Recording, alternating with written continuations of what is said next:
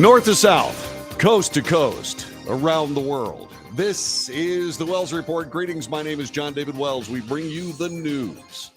We report the news honestly, fairly, balanced, truthful. We analyze the news for fact and bias. We point out each. We make commentary. That's not news. That's my opinion or your opinion, and that's what debate is all about. That's right. Your opinion is just as valuable as mine, so share it. 817-379-2172. 817-379-2172 is how you get through to the Wells Report. Lots of things to discuss today. Lots of things. And so what do you say we get busy? By the way, Martha Worley-Dockstader wins the chat room derby. And we have a chat room, and I interact with it all the time, okay? So you can go there. It's on Facebook, YouTube, Twitter, and Twitch. So join us. And especially if you know somebody on any of those platforms, make sure that you reach out to them and share this broadcast. Hit like, because likes and shares are good. And also make sure that you subscribe. Please subscribe on any on whatever platform you're watching on. Please subscribe to this broadcast. Thank you very much. So today, there is something called the United We Stand Summit. It's being hosted in the White House's East Room. Both the President and Vice President Kamala Harris have spoken there. It is organized by the administration. It's intended to, quote, counter the corrosive effects of hate-fueled violence on our democracy and public safety, unquote. That's from the White House. VP Harris opened the summit with remarks on the federal government's ongoing actions to address hate crimes nationwide. Quote, today, America is again looking and confronting the epidemic of hate-fueled violence. In Oak Creek, Orlando, Victoria, Pittsburgh, El Paso, Atlanta, Buffalo, and in so many other communities, we have seen our neighbors, our friends, our loved ones attacked simply because of who they are or where they pray. She went on to say, in 2020, hate crimes in the U.S. surged to the highest rate in over a decade. As you have heard, as a former prosecutor, a former United States Senator, and now the Vice President of the United States, I know the horror and pain these attacks cause. Harris mentioned additional measures planned by the administration to address hate crimes, telling the audience that President Biden would be revealing the White House plans later on today. Earlier this year, after speaking with families in Buffalo, I began working with leaders in our administration to identify the ways federal government can better provide coordinated on-the-ground support in the wake of these tragedies. Later today, the president will announce our work to develop and strengthen our federal response to support communities that have been touched and have been hurt by this violence. This federal support must just be one piece of a societal effort to address hate-fueled violence. President Biden is expected to speak at the summit later today. We're keeping our eyes on that, and we will see whether or not what he has to say. In recent weeks, President Biden has attacked Republicans on the campaign trail as semi-fascists and threats to democracy, painting the upcoming midterm elections as a battle for the soul of the nation. Quote, we're seeing now either the beginning or the death knell of an extreme MAGA agenda. He said at a rally in Maryland last month, Americans must choose. You must choose. While Biden has stressed that he does not believe all Americans are enthralled with MAGA ideology, the caveat has done little to smooth over the comments with people in the GOP.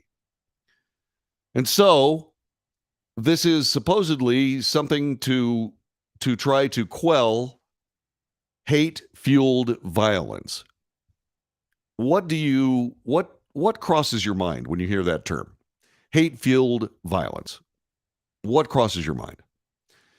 By the way, be sure to go right ahead and answer that question if you'd like. You can do so on the telephone line at 817-379-2172, 817-379-2172. You can call me right there, or you can get on the chat room that I just talked to you about. So when we start talking about hate-fueled violence, hate-fueled crime, et cetera, what goes through your mind? What goes through your mind? A lot of things go through my mind, but I'm interested in what you have to say. What do you think is going on here? I look at this United We Stand summit, and I'm still trying to figure out what the White House is doing. This is my own personal opinion.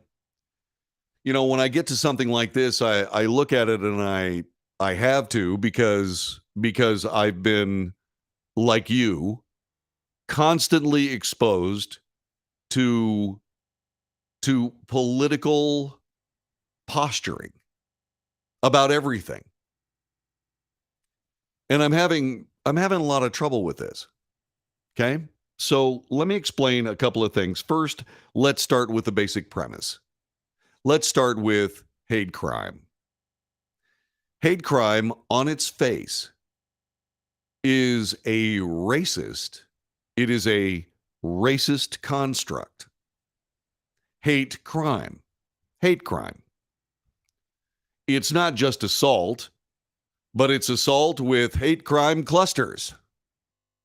In other words, if it's determined that the intent of, say, for example, an assault was because the person assaulted was of some particular race or another, then that's a hate crime. Except it doesn't work that way. When I say that if somebody is assaulted and the determination is that that assault occurred because someone had a disagreement with the color of the person's skin and that's it, that's a hate crime. Except it's not evenly applied. You see, if some big burly white guy beats up, say, for example, a burly black guy, then that's a hate crime. Is it not? It's certainly, the reality is that it has much more of a chance to be a hate crime than if the reverse is true. And we've seen this. Where, say, for example, black people hit white people or black people hit Asian people. Now, we've seen a few hate crimes, but we don't know what happens in the subsequent trial. You see, in other words, hate crime is a subjective inference by a particular prosecutor or district attorney. It's an inference. It comes very perilously close to thought crime. You see, person A hit person B in the face. But what he was thinking, and the reason that he hit him in the face, is because that person doesn't like people with orange skin. Boom. And the thing about that is that that's not evenly applied across the society. So the very idea of a hate crime is flawed based on race right at the beginning. Then it's further flawed by the fact that it is not prosecuted evenly. There is no equal protection under the law on that statute.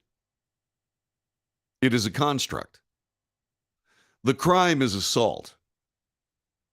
If we were truly interested in blind justice, then there would be no need to have special accoutrements added to some kind of a charge based on the possibilities involved in differences of skin color. Would we? You know, when the left talks a little bit about, or talks a lot actually, about this being a racist society, they completely overlook that part of this racist society. You see, if we were truly real about all of this, there wouldn't be hate crimes, there would just be crimes. And I think that when we start descending into race again regarding our law enforcement, we're making a huge mistake.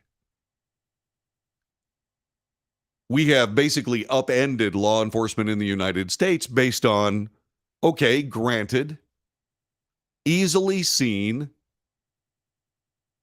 it's on videotape, crimes of one race or another against another race or another. Famously, George Floyd, killed by Derek Chauvin. White cop, black guy. And it upended the entire nation. And it upended the entire nation based on race. What happened after that? What happened after that is we found ourselves in a situation where there was racial violence from one end of the country to the other. A lot of white people were killed. Were those hate crimes? No. That was social justice. Really? Yeah, the answer is really. And so when we start talking about this hate-fueled violence, who's defining the terms? Who's defining the terms? The same people who are decrying hate-fueled violence.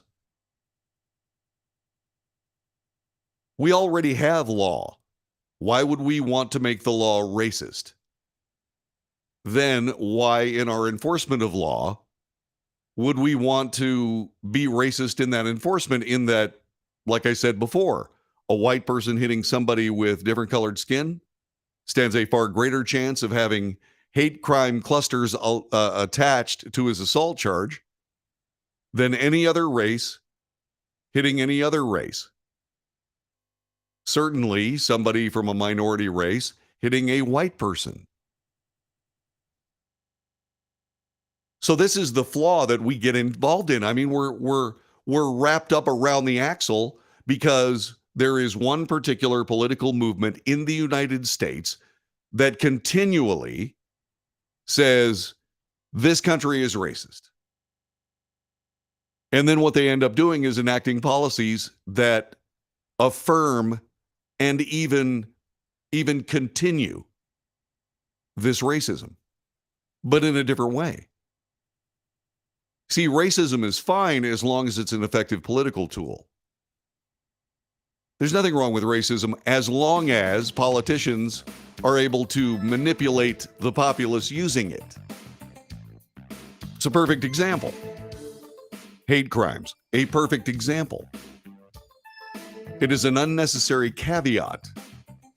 And what it does is it divides crimes into something that can be made racial to bolster the idea that this is a racist society. When in reality, the crime is simply the crime. And now what we have downstream from that is we have this wonderful summit being held by the White House in order to do something about this hate-filled violence. Well, now, wait a minute. How about just violence? We got more. It's coming up in just a couple of seconds. You're listening to The Wells Report. Thanks for being a part of this broadcast. Back with more in just a moment.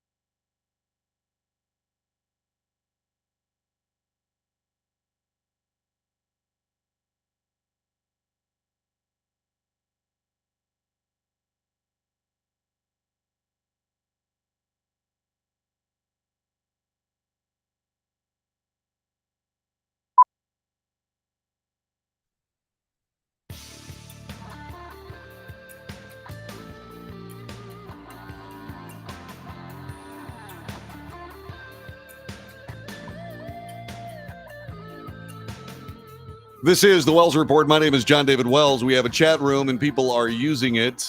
We were talking about hate-filled violence and the United We Stand Summit going on in Washington, D.C. And Mike Renwee immediately pipes up with, I prefer love-fueled violence. And he's got the whips and bondage equipment to prove it. I had to go there, man. I'm sorry. That's the way it is. Let's see. What else do we have here? I don't know about that, Jesse. Can you check into something I just saw about an assassination plot against Putin? Wouldn't surprise me. They happen all the time. Violent hate crimes usually accompanied with racial statements. Well, which is more important, the racial statements or the crime? Which is more important? 817-379-2172. 817-379-2172. Violent hate crimes are usually accompanied with racial statements. Well, like I said, which is more important? Racial statements or the crime?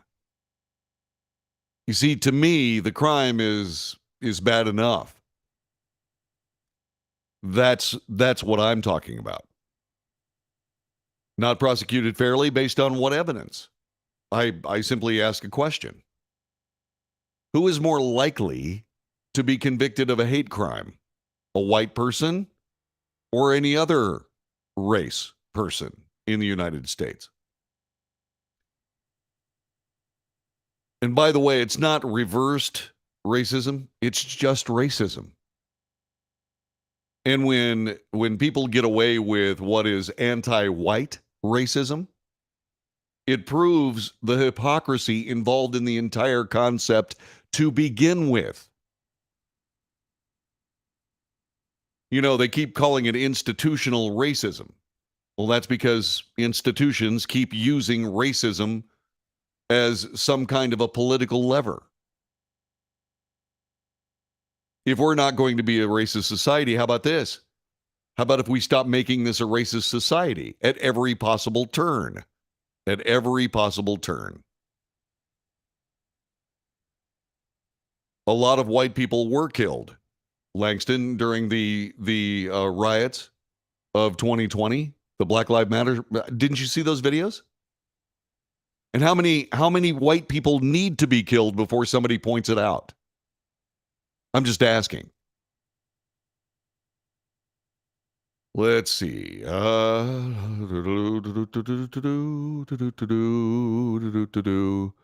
Okay, swimming in a pool. Police called because they were black. Police showed up because a black person was cutting their lawn, sitting in the dorm, barbecuing in the park. Okay, so what do we do with that? What do we do with that? I mean, I mean, we don't know anything about what you're talking about here. We don't know the context. We don't know anything about that. You're missing my point, and you're missing my point purposefully. And the reason you're missing my point purposefully is because you don't want a solution to any of this. You simply don't want a solution. The United States is racist, and that's all there is. Well, who is it? You know, we're talking about, I mean, the vice president is talking today, Oak Creek, Orlando, Buffalo, talking about lots of communities where they're shooting, and we do need to do something about hate-fueled violence. Most of these shootings are, say, for example, white people killing minorities. So who are they implicitly blaming for all this hate-fueled violence? Is that divisive or is that uniting? Which is it? See, these are this is the flaw in all this. This is the flaw. The implied idea is that it's white on everybody else, supremacist violence. I disagree. This is the Wells Report.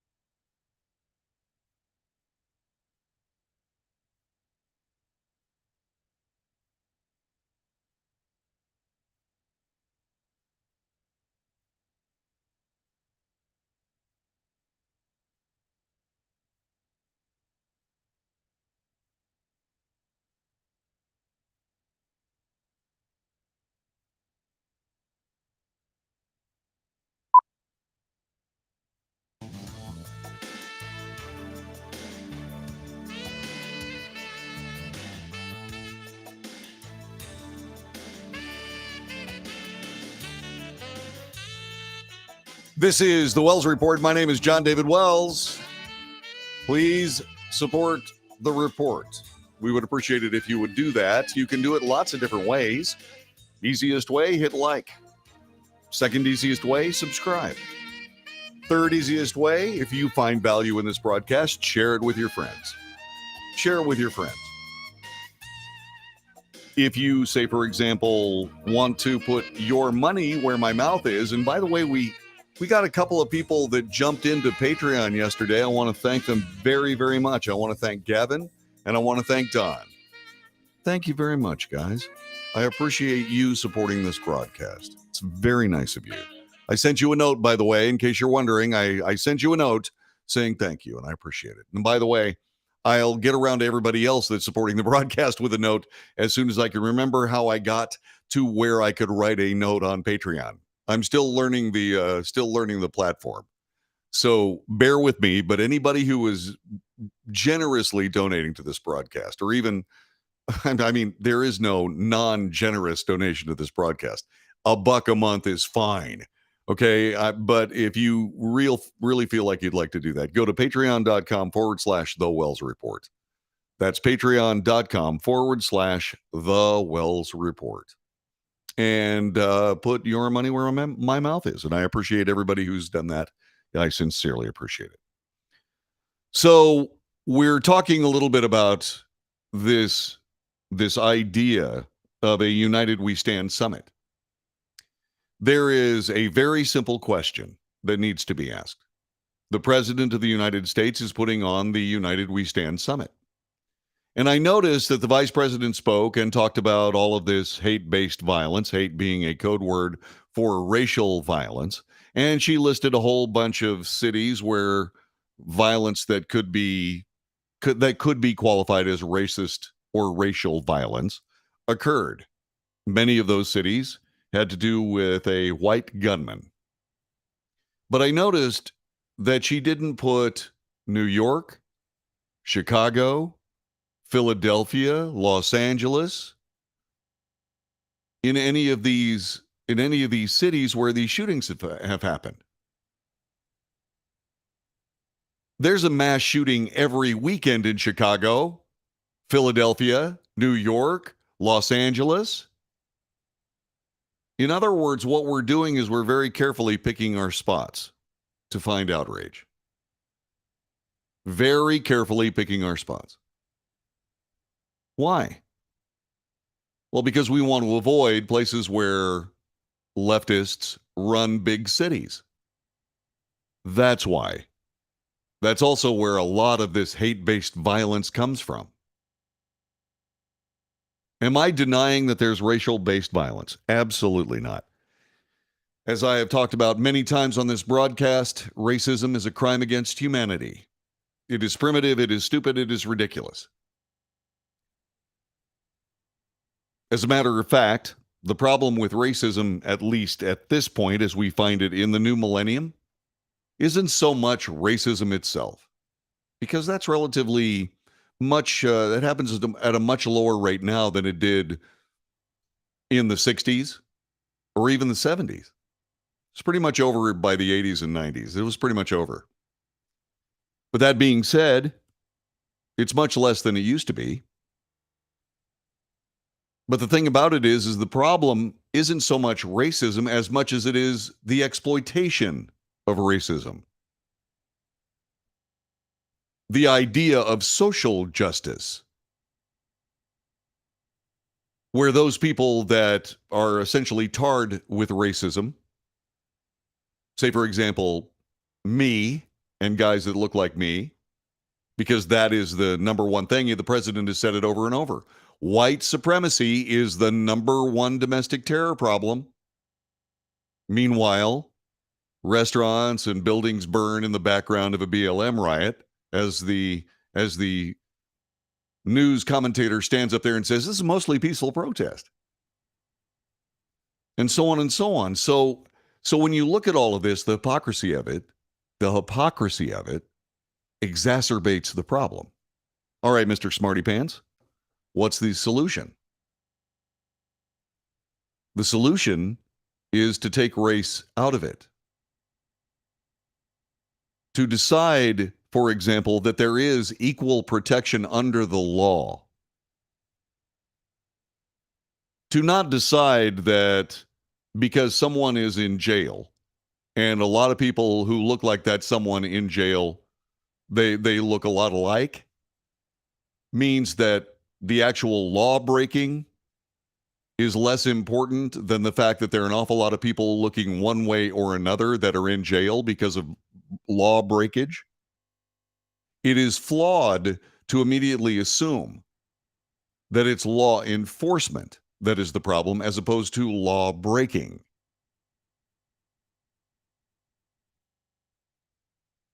And when you start chasing race when it comes to law enforcement, then what you've got is you've got this gigantic mess that simply does not go away ever. It just never goes away. It is a constant tool to be used by people who would exploit race for political ends. Where am I getting that wrong? 817-379-2172. 817-379-2172. And there's a simple question.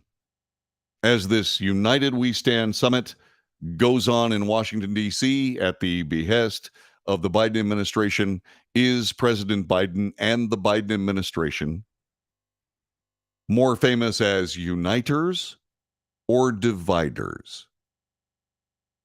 817-379-2172. Is the Biden administration better at uniting or dividing? You tell me. And tell me why you believe what you believe.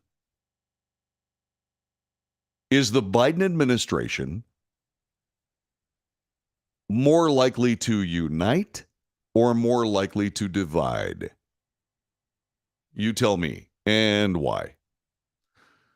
Let's see. One person comes back and says, no, they're dividers. Dividers. Another says, United We Stand. Well, it's kind of marketing, isn't it? Yeah, it kind of is. But what's interesting about this whole thing is the subtext.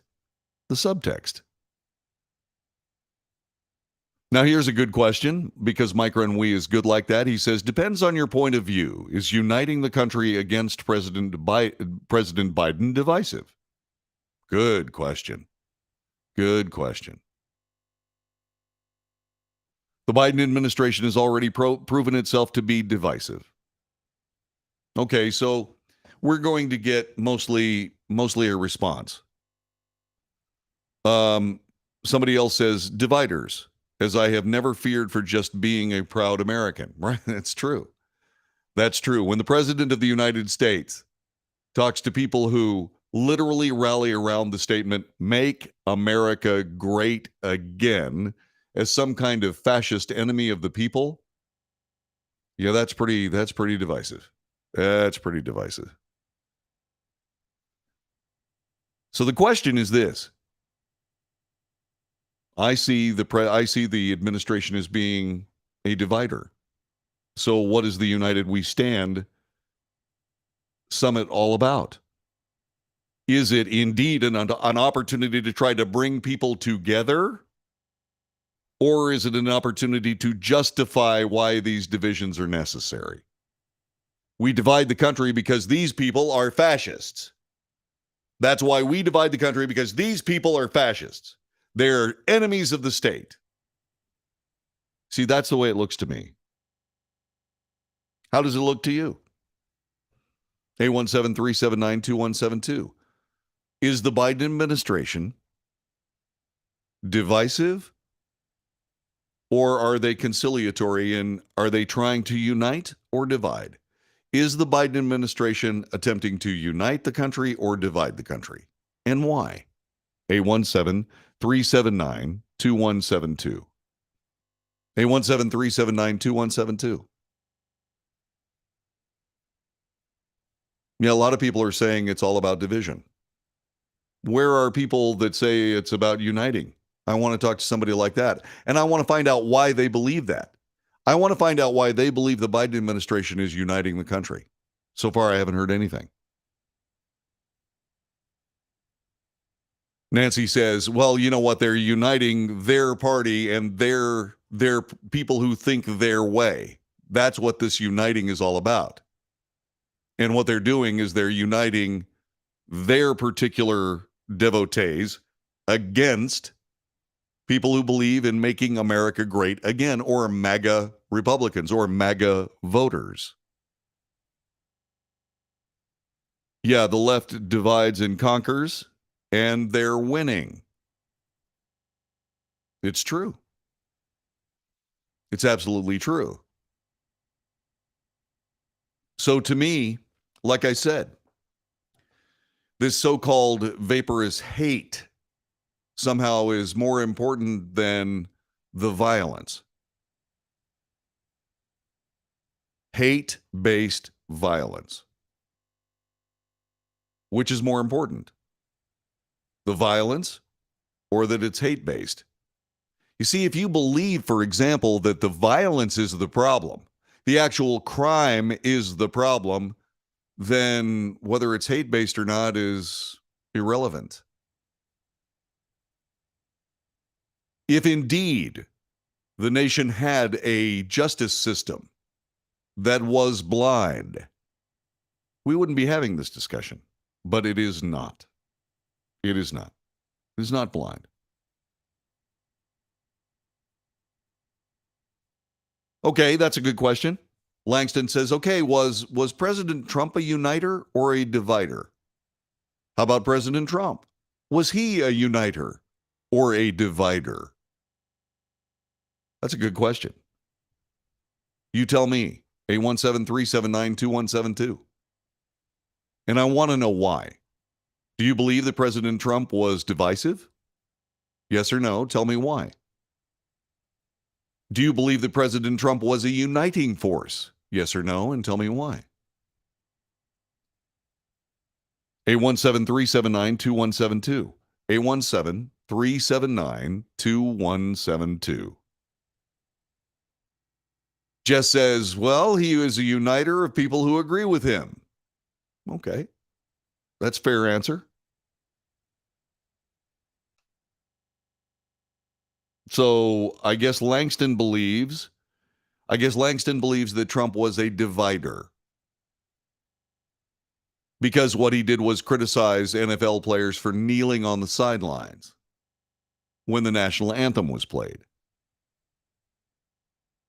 Oh, by the way, he also calls back to President Trump using the term fascist against his political opponents. The difference is that Langston doesn't understand that the president at the time, President Trump, was talking about his political opponents. He was talking about the left. He was talking about the actual leadership elements of the left. When President Biden used the term fascist, he was talking about American voters. He was talking about 74 million people that voted for President Trump. There is a big difference there. Attacking Gold Star families. I think that's probably something that was fomented as opposed to actually real. Okay? And if you say something about Gold Star families, let's talk about the President of the United States when it comes to the 13 soldiers that were killed during the withdrawal from Afghanistan, standing there as their flag-draped coffins came off of a C-130, checking his watch. Was that disrespectful? Just asking. Just asking. So what I'm trying to get a hold of is this. No, he didn't, Trump. Trump did not talk about 81 million Biden voters as fascists.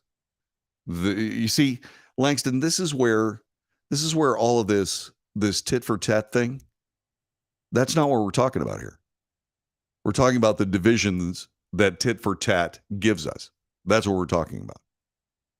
You need to jump beyond your politics, and I'm not sure you can. Which, by the way, is the problem with a lot of Americans. They simply cannot move beyond their politics to be able to even sit down and listen for a moment to the other side. or listen to a discussion about, say, for example, I don't know, the fact that it's not who breaks the law, but it's whether the law is equally applied and whether or not it truly is blind. To me, hate-based violence is kind of a misnomer. It's violence that we should abhor. If we actually are doing something to get rid of violence, then its cause is irrelevant. You're listening to The Wells Report. We'll be back with more coming up in just a couple of moments. Thanks very much for joining us.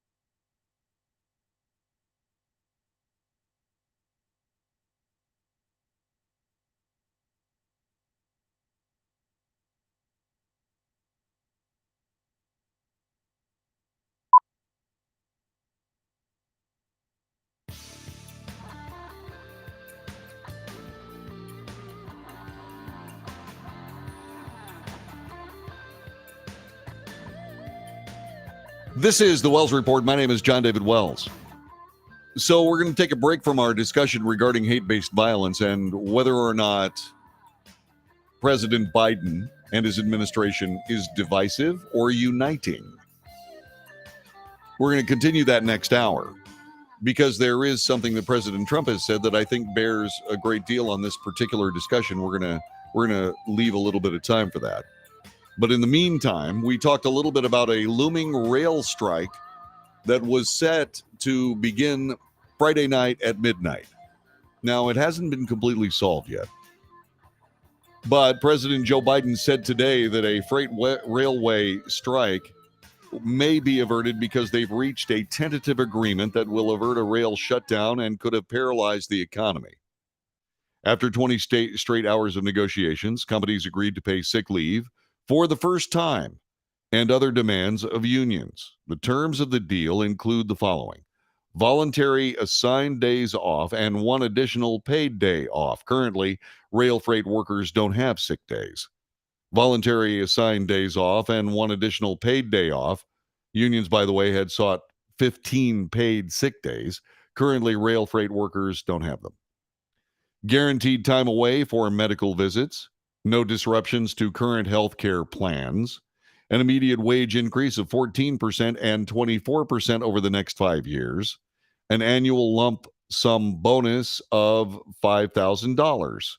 By the way, according to two White House officials who discussed the president's involvement on the condition of anonymity, President Biden warned both sides by phone that a shutdown is unacceptable as differences still remain unresolved Wednesday night after a day of talks with administration officials.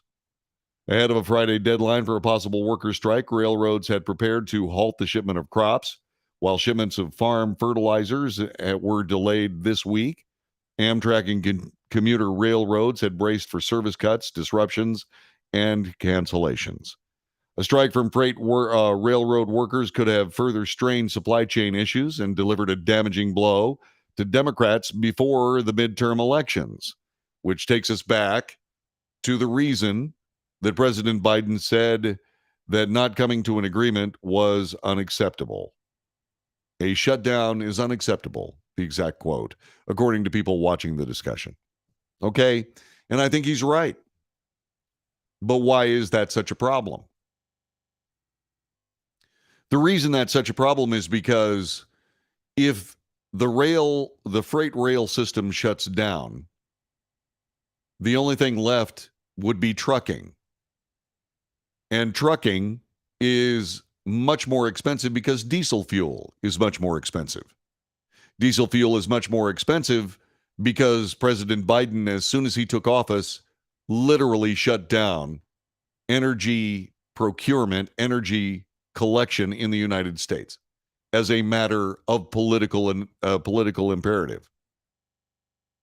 In order to provide some sort of solace to his special interest groups, which would be these environmentalists who want to hinder human life as much as humanly possible in favor of some notion that by hindering human life, the planet gets healthier, which is something that is essentially just psychological. I mean, it's like, okay, so America, according to most of these people, has actually reduced its carbon footprint by 50%. Can you tell the difference? Can you tell the difference at all? You see, I can't tell the difference. I mean, it's been since the 80s that we don't have, say, for example, smog problems in our big cities because the cars that were creating most of that smog were cleaned up.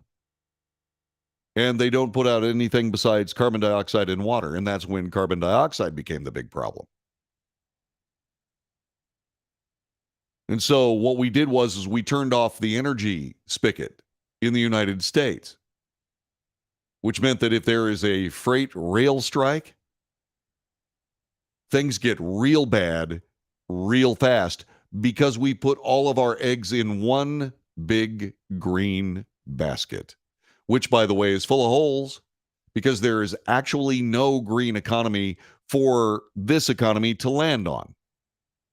There's nothing there. There is nothing there.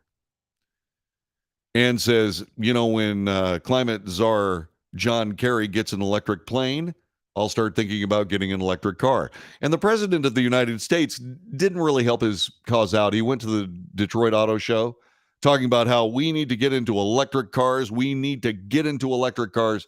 And then he was seduced by that mid-engine Corvette Z06. And he sat in that thing and he started it up and he said, my gosh, I like this. Yeah, okay, you drive whatever you want to. I like the Corvette. The Corvette's not electric, Mr. President. You kind of shot yourself in your messaging foot. And that is absolutely abundantly true. So, division. There is a summit going on, the United We Stand Summit. put on by the Biden administration. And I asked whether or not the president is a divider or a uniter. And someone else said, well, what about President Trump? Was he a uniter or a divider? Okay, so what we're going to do is we're going to spend a little bit of time talking about that according to President Trump and what he has just said regarding the divisions in the United States. That's next. Hour number 2 of the Wells Report. Stay where you are. Thanks for joining us. Alrighty then. We shall return in mere mementos, okay? Thanks for being here.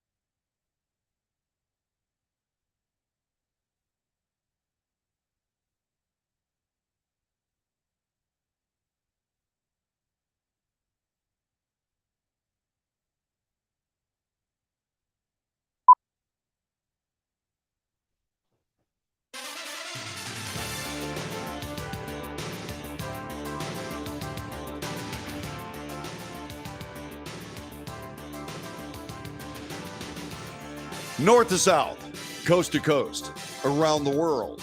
This is the Wells Report. We report the news fairly, truthfully, balanced. The news. We analyze that news for fact and bias. We point out both. I make commentary. That's not the news. That's just what I think. And it's just as valuable as what you think. And the interaction of those two things is the debate. It is news, analysis, commentary, and debate. And you can take part in that debate by calling me at 817-379-2172, 817-379-2172. Or you can do so by joining our chat room, which is on YouTube, Facebook, Twitter, Twitch. And it's doing very well today. I want to thank you very much for being a part of this broadcast. Thank you so much. So last hour, and if you missed it, you need to go back and listen to it. Because we spent an awful lot of time talking about division and uniting.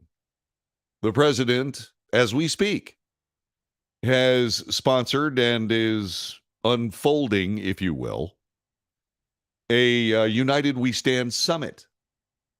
And its aim is to do something about reducing hate-based violence. And in that hate-based violence portion comes the subjective the subjective explanation for what hate-based violence actually is. And invariably, it comes down to race. And then the question was, okay, so all things considered, is President Biden a uniter or a divider? Most people interacting with this broadcast, especially on the chat room, said that President Biden was a divider. Someone said, well, what about President Trump? Is President Trump a divider? And the reaction was somewhat different. Let me see if I can get back to where that was talking about here. Where they were talking about that here. Okay, so Trump was a uniter, but the left made him out to be somebody he was not. He loves America and the Constitution. Somebody else said Trump was uniting Americans. He did things that mattered to us. He lowered taxes. He lowered prices of fuel. He ran the U.S. as a business and kept NATO and the World Health Organization in check as we donated lots of money and determined that these organizations were just taking our cash. Somebody else said, I honestly believe that Trump was a person bringing everyone together from all walks of life.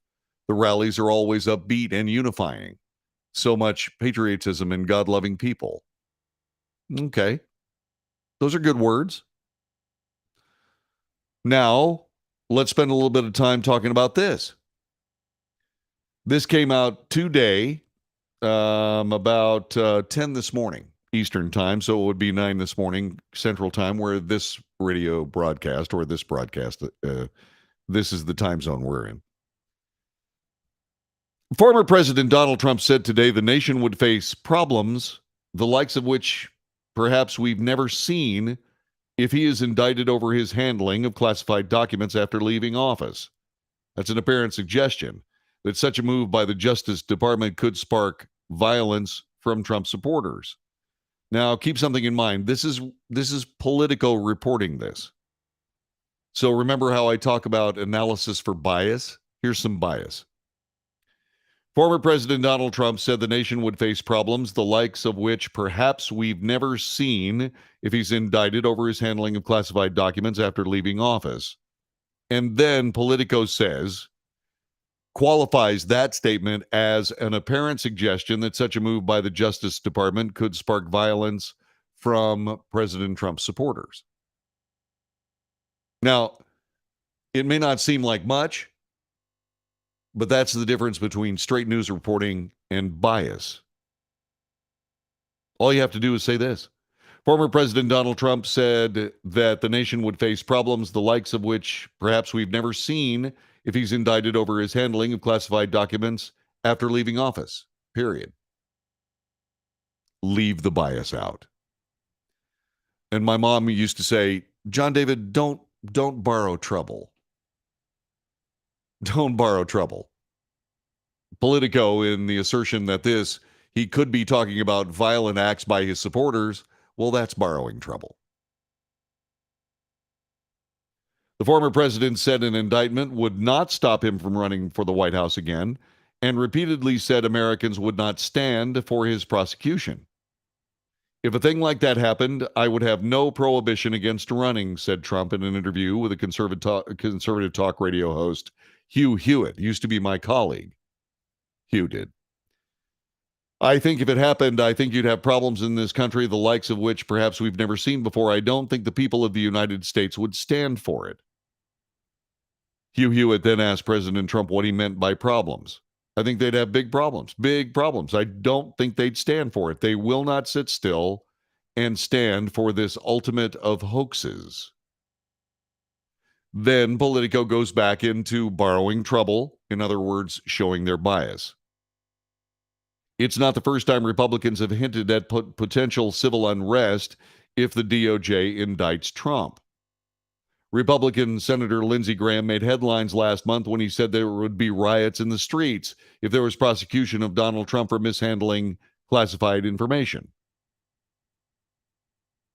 While House Press Secretary Karine Jean-Pierre, without naming the South Carolina senator, said these comments from extreme Republicans were dangerous. So let me ask you this question. Now, just to be clear, okay? There were an awful lot of comments from extreme Democrats, and they were just as dangerous, and we have people being shot at baseball games to prove it, and attempted assassinations of Supreme Court justices to prove it. Now, the difference is that the statements made by leftist politicians actually created violent acts.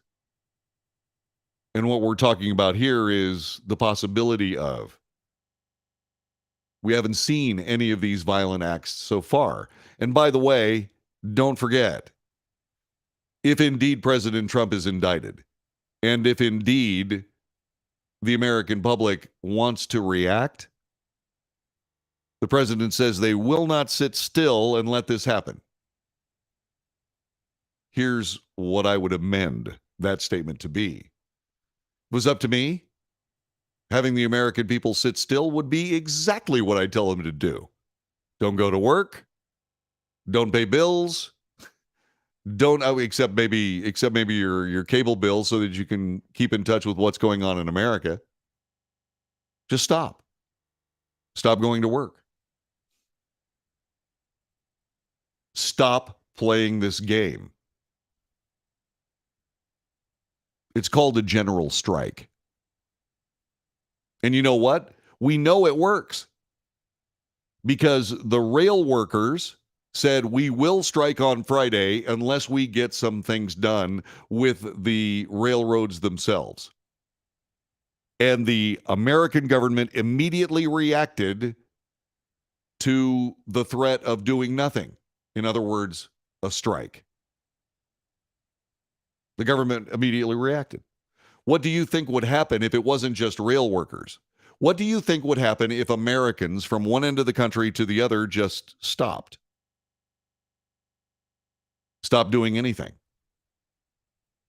It does take preparation, by the way. If you decide to take part in a general strike, the chances are very, very good you're going to lose your job. So you need to be ready for that. You need to have enough money to be able to get yourself through. You need to have food ready. You need to have the things you need to be able to keep your particular household running smoothly.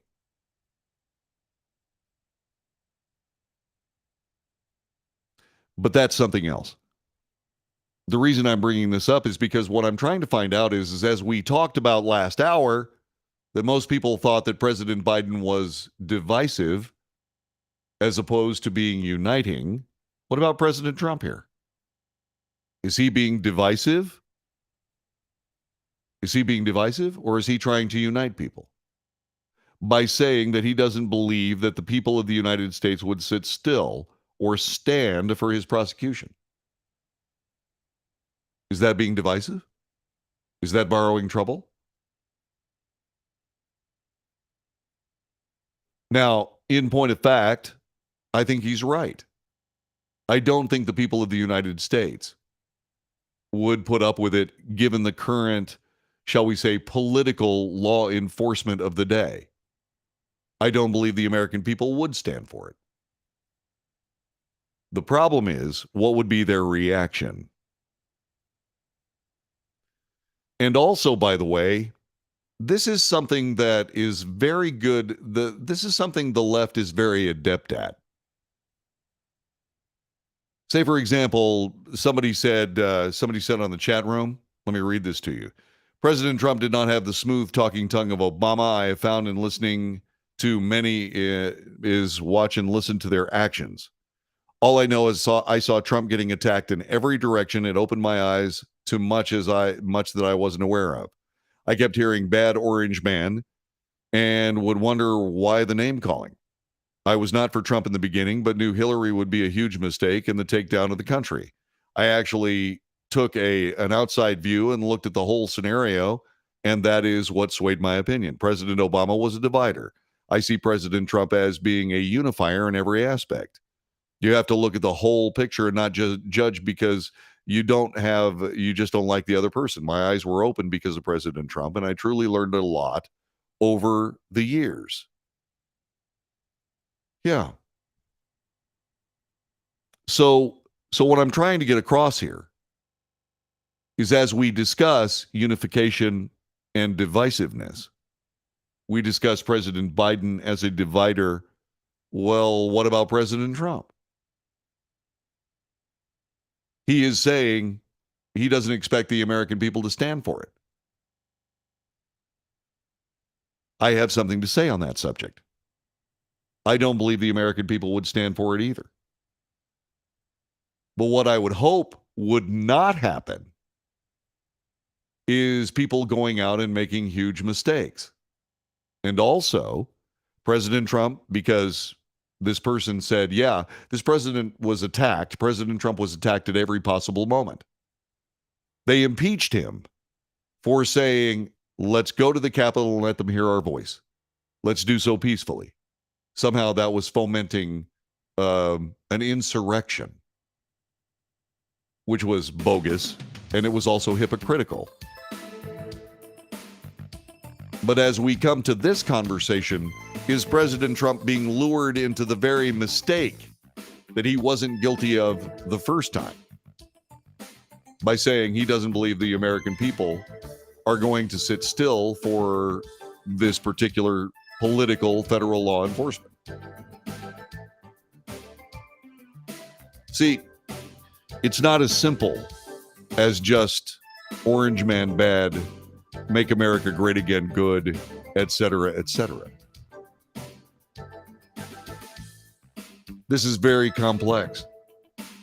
It's very complex. And so what do we do? How do we find what's real and what's right? I have an answer to that one too. And I'll share it with you in just a couple of moments. You're watching The Wells Report. We'll be back with more in just a moment.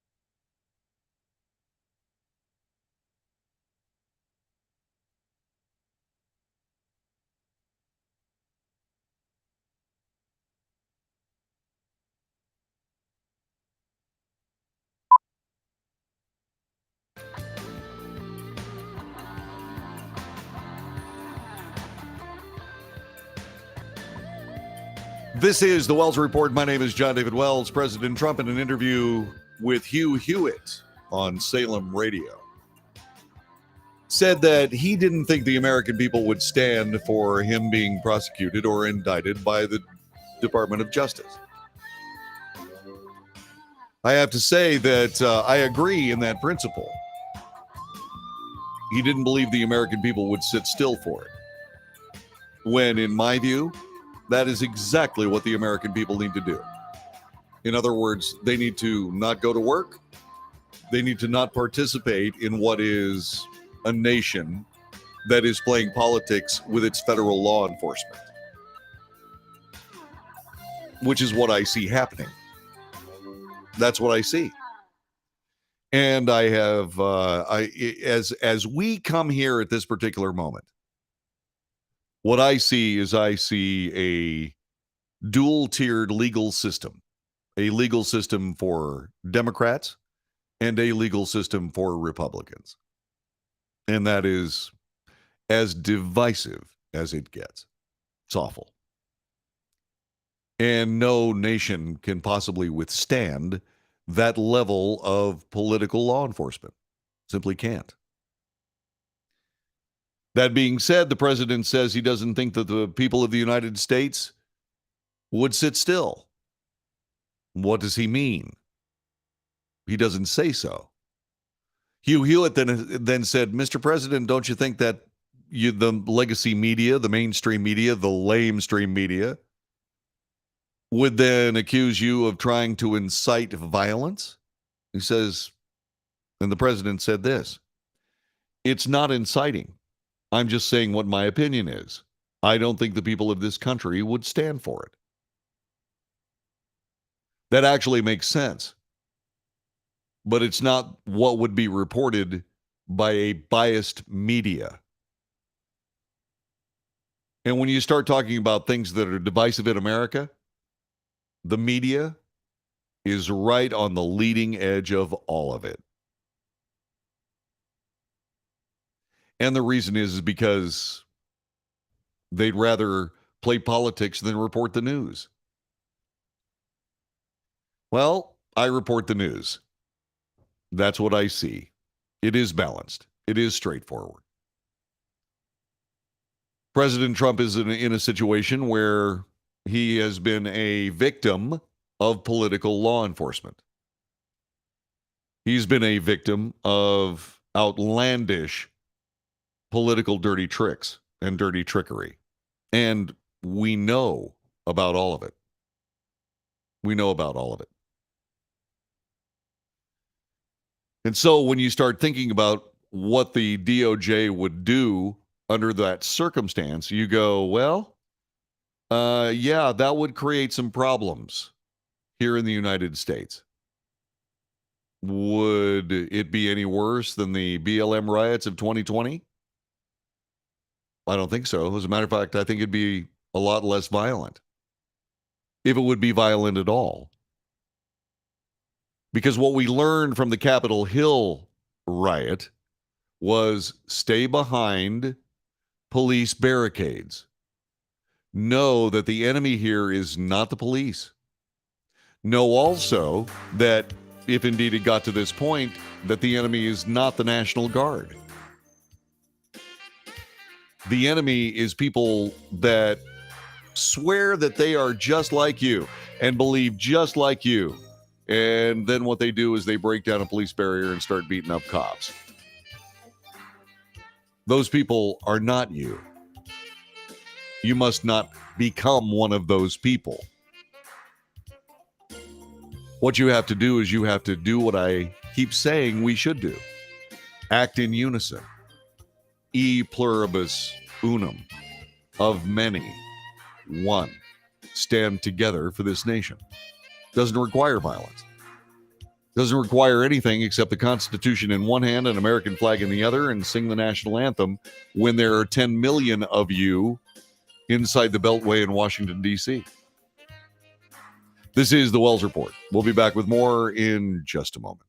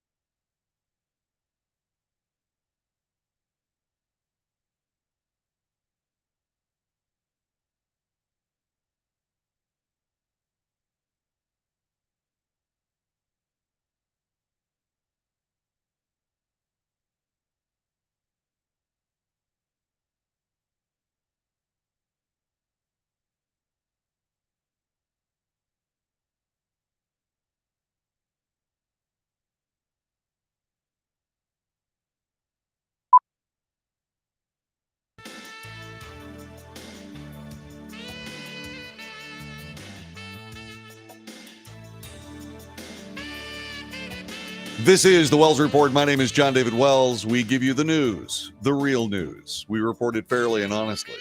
We analyze the news for bias and fact.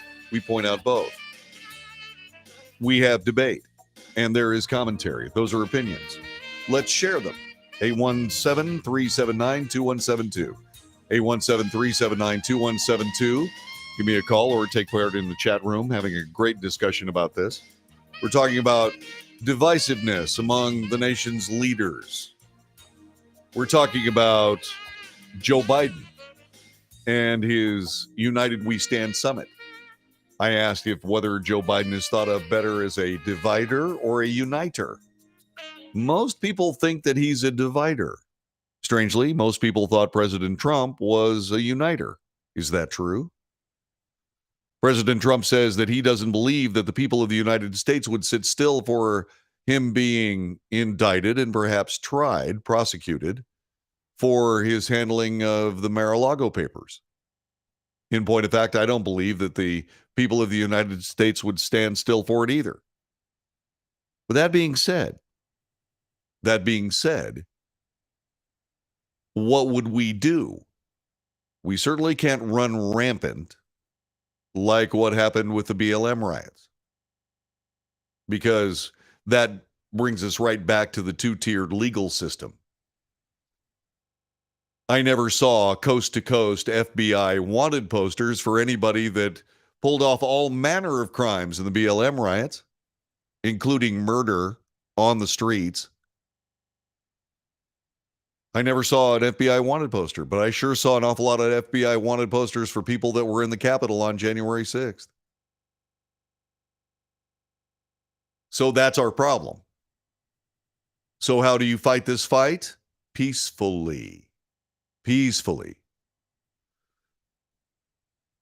The only weapons you need are the Constitution booklet that you have in your pocket, the American flag that you have in your hand, your voice to sing the national anthem, and numbers. I'm not talking about a million-man march. I'm talking about a 10 million man MAGA march. 10 million people. I'm talking about peaceful people seeking redress from their government for their grievances.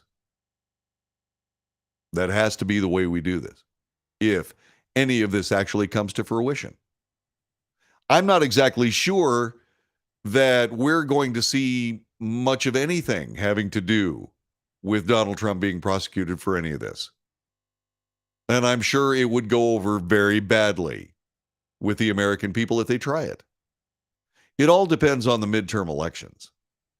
I am reasonably sure that regardless of what you read in the newspapers, that the Republican Party is going to do very, very well in this next election.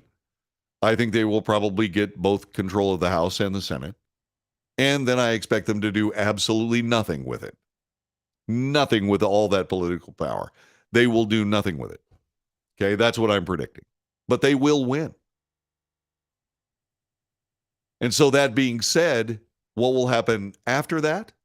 I think that if the Republicans win big in the 2022 election, then I think a lot of this will simply disappear.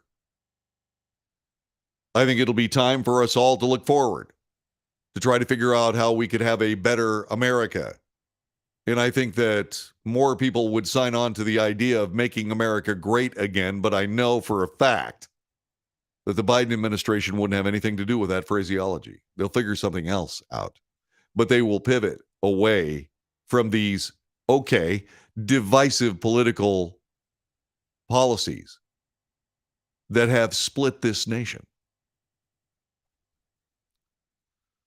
Now, there's another little card for this impossible poker game. It's being reported by the New York Times.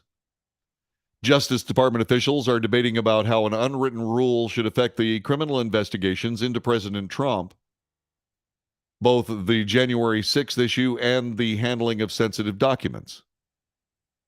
First of all, I think that the DOJ going after the January 6th any more than they already have is a mistake. A mistake. The reason is the prosecution case has already been badly presented and with absolutely no rebuttal from anybody on the other side. This case that the January 6th committee put together is going to fold up like a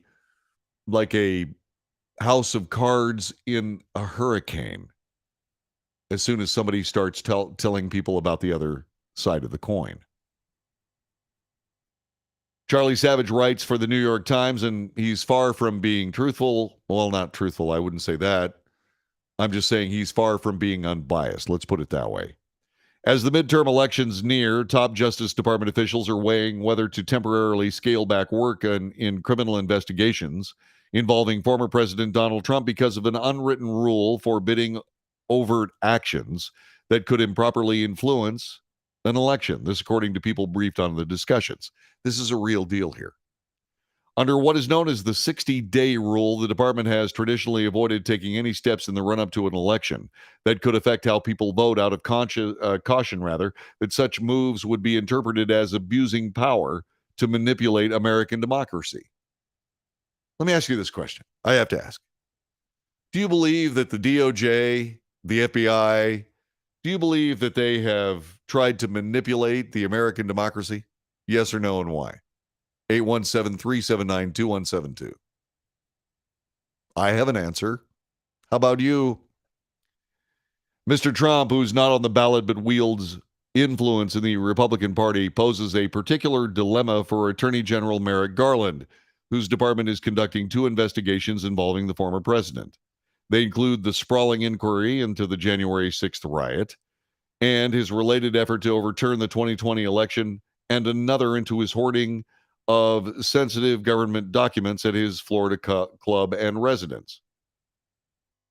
A Justice Department spokesman declined to comment, but as the 60-day deadline looms this week, the highly unusual situation offers no easy answers.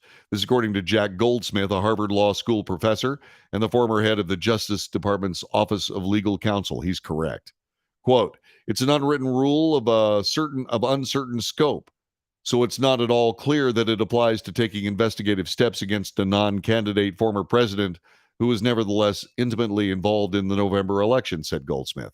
But the purpose of avoiding any significant impact on the election seems to be implicated. True. Absolutely true. And once again, the thing that he's forgetting is this is a former president.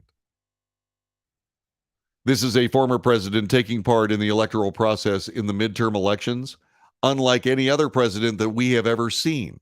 We have seen some campaigning for candidates, but we haven't seen it at this level. President Trump is involved.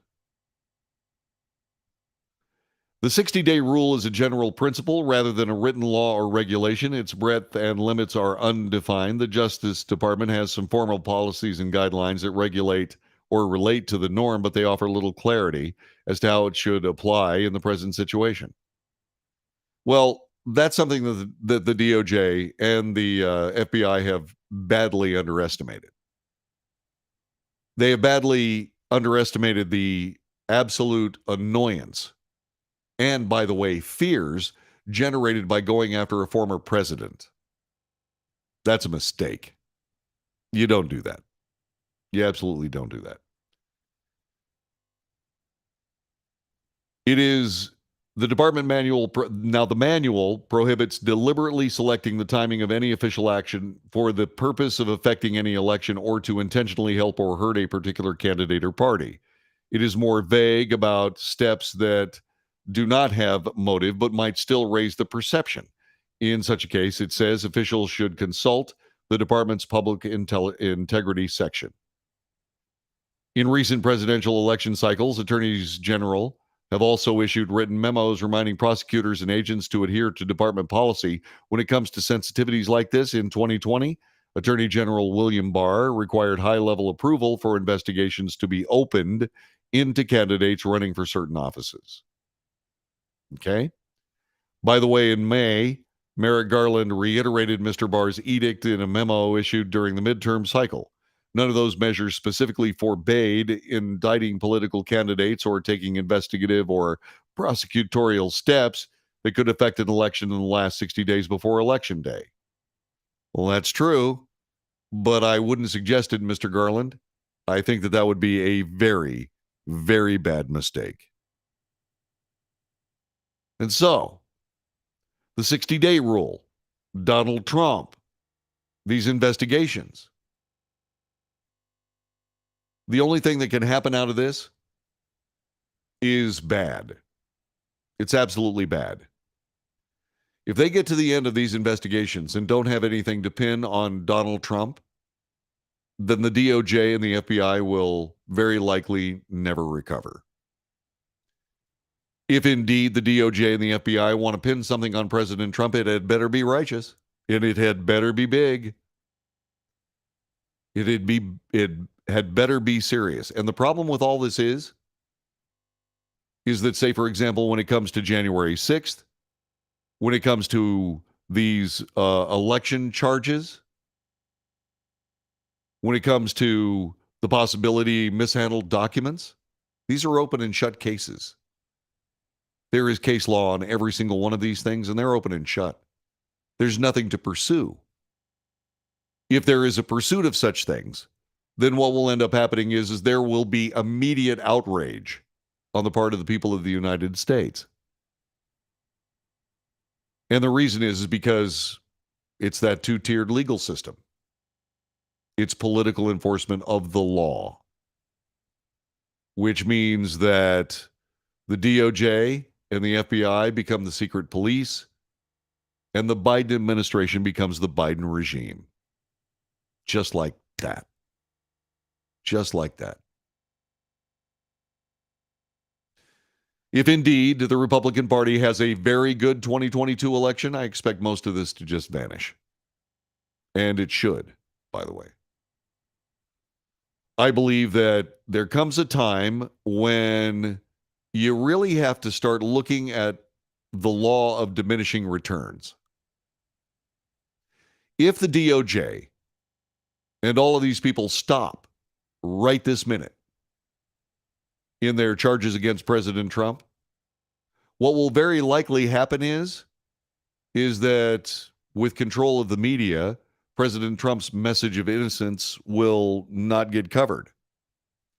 If they pursue this, then President Trump will be able to defend himself in public, and it will be a requirement that it be covered by the mainstream media, even if they don't want to.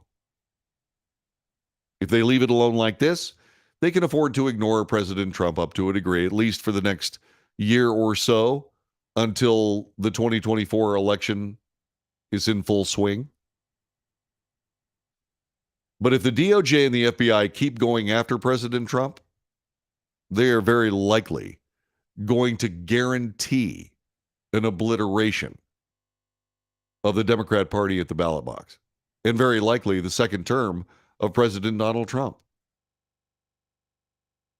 There comes a time when you have to cut your losses. And I believe, and I hope you remember this. I hope you remember this. You remember this conversation on this day. Because at some point, your political vendetta has got to give way to the needs of the nation. You may disagree with MAGA Republicans, but there are 74 million of them. And what are you going to do about that when you infuriate them beyond recovery? What are you going to do? I'll tell you what you're going to do. You're going to start losing elections. Because I guarantee that if this continues, it won't just be Republicans that are taking part in the nothing revolution, where you do nothing. There'll be an awful lot of Democrats that are sitting there going, I don't want my Democrat Party to continue doing this. I know a lot of them. I know a lot of them. Yes, Gary says 74 million of us. Yeah, there's 74 million of us. And we had better start standing together. Not just against Democrats. Not just against a political DOJ. Not just against any of the of the mainstream media. But we should also stand together against the Republican Party as well. We had better do that. And if we don't do that, then they win. These anti-American forces win. And I would suggest that would be disastrous for this nation. That's the way I see it. How about you? 817-379-2172. 817-379-2172. Join us on the Wells Report. Tell us what you think. We'll be back with more in just a moment.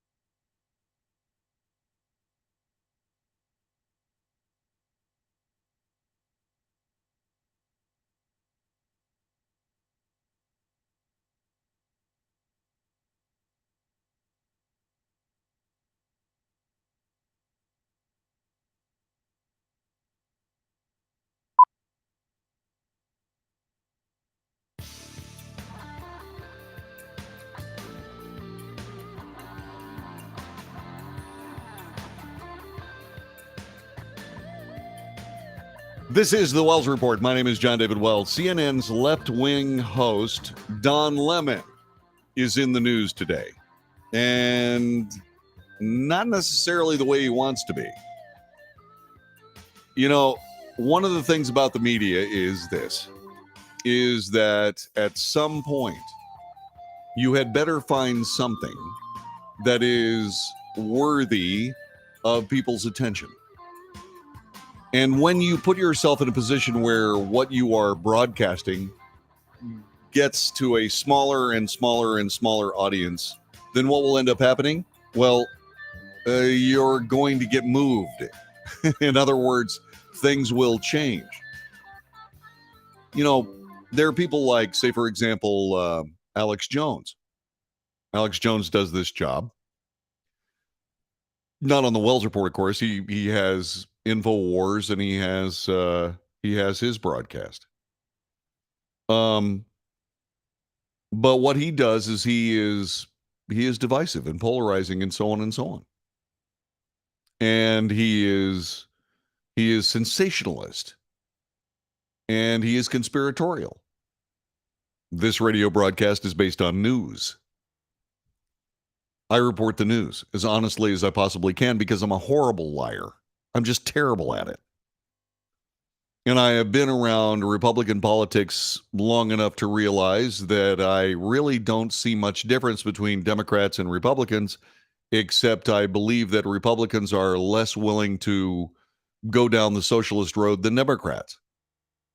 Oh, don't make no mistake, the Republicans want just the exact same political control of everything, especially this Republican Party, which is why I'm a conservative, not a Republican. And the Democrat Party is lost in the wilderness right now. And mainly because of people like Don Lemon, who keep contributing to the echo chamber that makes these Democrats think they're actually doing the right thing. Well, like I said, if you continue to abuse the opportunity that you have, your opportunity will change. Don Lemon is going to end his primetime show, Don Lemon Tonight. He's going to be moved to mornings. It'll be a new morning show to replace New Day, which is the current morning show. The hosts on New Day, Poppy Harlow and Caitlin Collins. Well, actually, I'm sorry. Don Lemon will join Poppy Harlow and Caitlin Collins on a reimagined morning show. The current hosts will be reassigned. John Berman and Brianna Keeler will continue to anchor New Day until the new program premieres, and then will be given new roles at the network. Given Keeler's liberal leanings and the recent ousters of partisan figures like John Harwood and Brian Stelter, some observers thought that Keeler would be shown the door as the network continues to revamp under new CEO Chris Licht, but it appears as though she's going to stick around. Details of Keeler's next role not made clear. She did not immediately respond to a request for comment. It's also unclear what Berman, who is beloved by rank-and-file CNN employees, will do for the network. He regularly fills in for primetime hosts, is seen as a very versatile anchor. I'm excited for what comes next, said Berman, which is exactly the right thing to say. The guy is a pro. That is excellent. That's good for him. Yeah. And so Chris Licht is continuing to change CNN. He had to. It had become a, essentially, liberal screed disguised as a news network. And look, what you have to do is you just have to report the news. You have to report the news. Okay? You just do. You got to report the news and you got to get out of the way. You know, if somebody asks you, then by all means, opine. But don't think for a moment that your opinion is news, because that'll get you fired. And that is, unfortunately, pretty much the way things are done at CNN. Don Lemon is a guy who is going to have trouble, I think, backing away from what he's doing tonight, or what he will be doing tonight, which is basically telling people how to think. I don't tell you how to think. I tell you what I think because it's me. I'm telling you what I think because it's what I feel.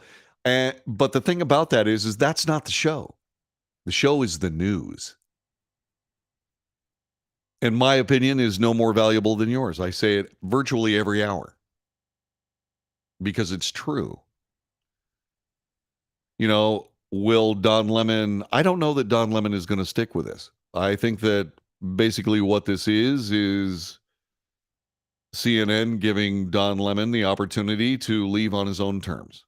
They have a position for him, but I don't see Don Lemon doing mornings on CNN. I just don't see it happening. I would suspect that we will see Don Lemon immediately move to MSNBC. As a matter of fact, I guess if I was working that way, I mean, if I was working for Don Lemon, like, say, for example, I was his agent, that is the first call I'd make. I'd talk to MSNBC. So what do you guys want to do? Don Lemon's available. And I don't believe that CNN would try to keep Don Lemon off television. Why? So I don't expect Don Lemon will ever do a morning show on CNN ever. However, that is the news. Take it or leave it. I just been in broadcasting almost 50 years at this point. Almost 50 years. I started when I was -10.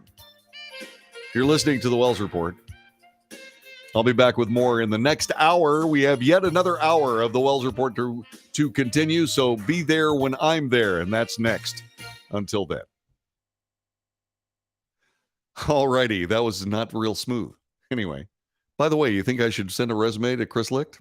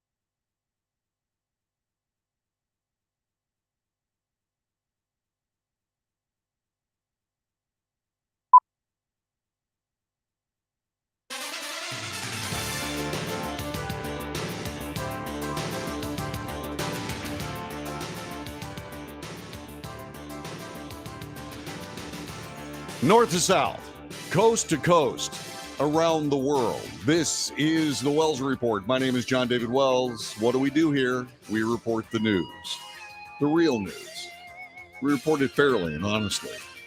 We analyze the news for fact and bias. We point out both. There is commentary. That's not the news. That's just my opinion, just as valuable as yours. So let's compare those, and that brings us to the last thing on the Wells Report, debate. News, analysis, commentary, and debate. That is the Wells Report. We do this every single day, live between 2 and 5 p.m., Monday through Friday in the Central Time Zone. I take the weekends off. Okay? But anyway, thanks very much for joining us. I sincerely appreciate it. So, as you know, it is a long-standing issue in the United States. Our southern border is wide open. There have been efforts to try to curtail the number of people coming across our border. All of those were set aside when President Biden became President Biden.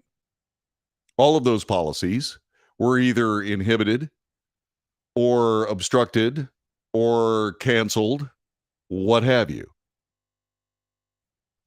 And so those of us who live in border states, and by the way, that's everyone.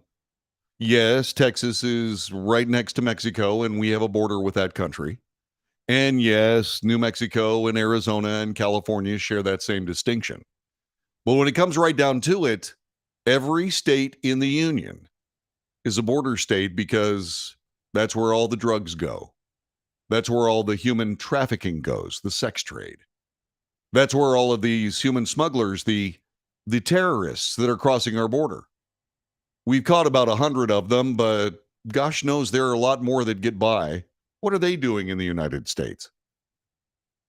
And the drugs and all of that. And it's been going on for decades because there's some sort of a political idea that this is good for America, according to politicians. It's not correct. Now, a lot of times, these border states, these states that are actually on the border, as opposed to all of us being border states, well, we've taken this influx and done the best we could with it. We assimilated as many as we possibly could because we really didn't have any choice. And that has been, by and large, expensive. It costs somewhere around, I think it's $8 billion a year here in Texas for this onslaught. And so what has happened that hasn't happened, what has happened that is now new is that border states like Florida, I forgot to mention them, Florida, Texas, New Mexico to a lesser degree, Arizona, and certainly not California, well, they're taking their migrants and they're sending them to sanctuary cities all around the country, which is good.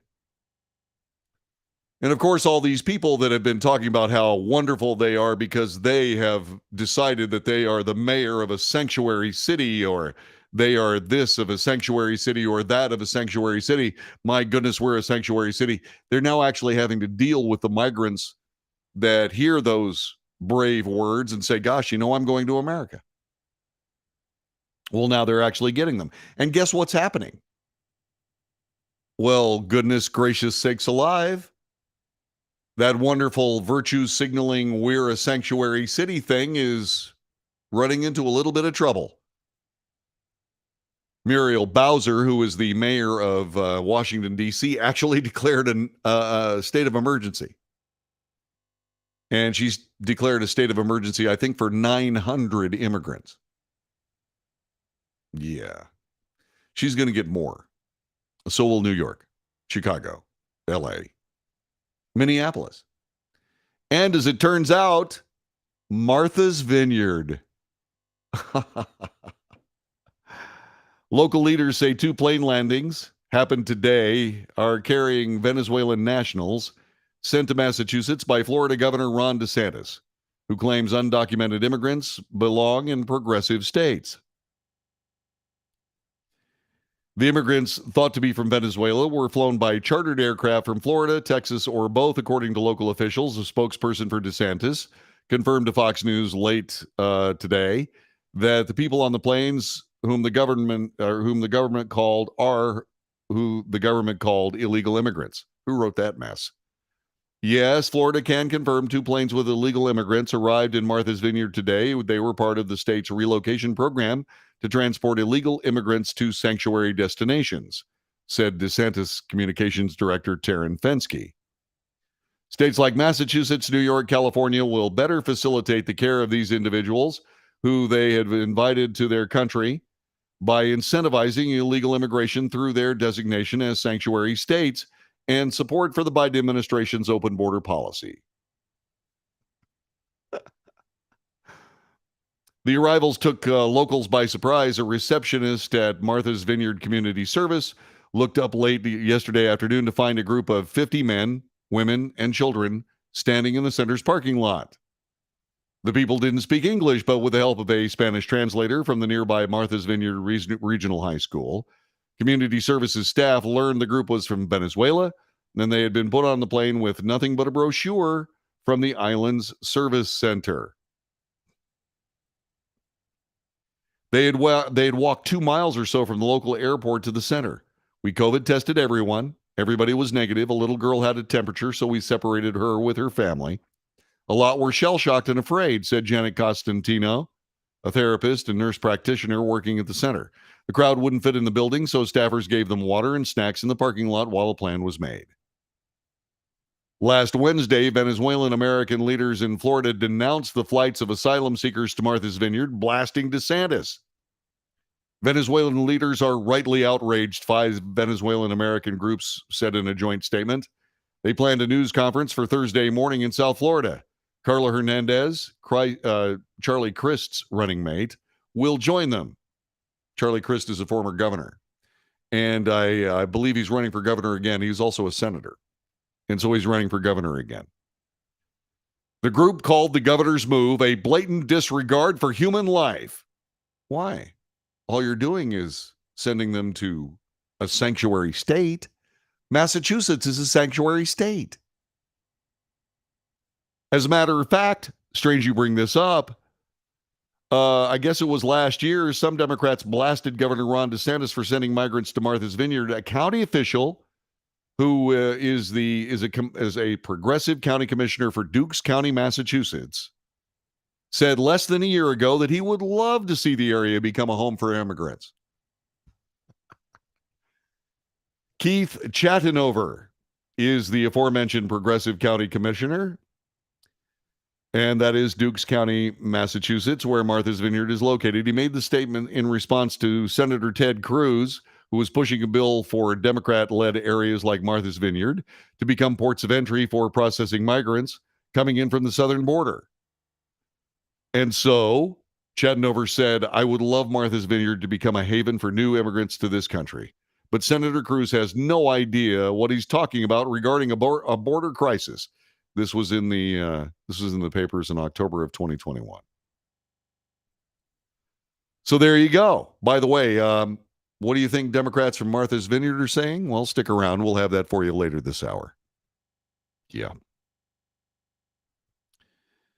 DeSantis went to the Texas-Mexico border last year to talk tough on border policy with Texas Governor Greg Abbott. DeSantis also dispatched more than 250 state law enforcement officers with the stated mission of helping Texas stem the influx of migrants and drugs.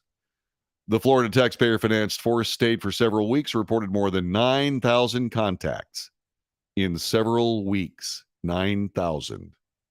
Yeah. Let's see, what else? Oh, there's this. 2 migrant buses, take 2. 2 migrant buses from Del Rio, Texas, arrived near Vice President Kamala Harris's residence at the Naval Observatory in Washington, D.C. this morning. Over 100 people who were picked up in Eagle Pass, Texas, were sent by Texas Governor Greg Abbott. The group includes migrants from Venezuela, Uruguay, Colombia, and Mexico. Multiple migrants, asked by Fox News Digital, said they think the border is open, contrary to what Vice President Harris said on Sunday interview shows. The latest convoy of buses arrived just hours after Florida Governor Ron DeSantis followed through on similar promises to drop off illegal migrants in progressive states, sending 2 plane loads full of migrants to Martha's Vineyard. A, repres- a representative from a non governmental organization, an NGO, called Sanctuary DMV showed up and told the migrants they would be going to a local church. This is in Washington, D.C. Carla Bustillos of Sanctuary DMV said that they were at Union Station since 6 in the morning waiting and just heard 20 minutes ago the drop off was this one. We've already set up a church in a location, a safe location for them to tell us where they need to go next, where they have relatives. The ongoing relocation of the incoming illegal border crossers has become a popular method of protest for southern states overrun with migrants that are feeling ignored by President Biden's administration. This, by the way, from Fox News. I was surprised to see the press here before we could get here, so the press knew the location before we did. Some of the volunteers. It's really frustrating, said Bustillos. We're going to make it happen, but it takes a lot of resources and a lot of effort. It sure does. You ought to come down to Texas and see the kind of funding and the kind of effort and resources it takes to handle some 200,000 of these people every month. Come to Texas. You think you've got problems? You think you got problems at the Naval Observatory in Washington, D.C.? Come to Texas. Governor Abbott has sent dozens of buses filled with border crossers to Washington, D.C., New York, Chicago. Abbott argues that border towns in Texas are overwhelmed and those in power in D.C. and New York City should face the realities of the border crisis. Washington, D.C. Mayor Muriel Bowser declared a public emergency last week over the buses of migrants as they continued to arrive in the city from Texas and Arizona. The emergency declaration sets aside funding to accommodate migrants, as well as create an Office of Migrant Services. We reported that here on the Wells Report. The OMS will be tasked with providing temporary accommodations, urgent medical needs, transportation, and other services for migrants. Breon Nadeau, a member of the Council of the District of Columbia, blamed governors of Texas and Arizona for the city's public migrant emergency. Speaking in a situational update on migrant support alongside Bowser, she said today the city systems were not set up to serve the migrants that continue to arrive in the city from southern states. Imagine how difficult it is for us to deal with those people when they show up 10,000 at a time every day. So it's been said, but it's worth reiterating, the governors of Texas and Arizona have created this crisis. Do you think so? So do you think that the governors of Texas and Arizona and Florida are making a mistake in sending these illegal immigrants to sanctuary states and cities? Yes or no, and why? 817-379-2172. 817-379-2172. Do you believe that the governors of Arizona, Texas, and Florida, do you believe that they are doing something bad by sending illegal immigrants to sanctuary cities? Or do you think this is a good idea? You tell me right here on the Wells Report. Back with more in just a moment.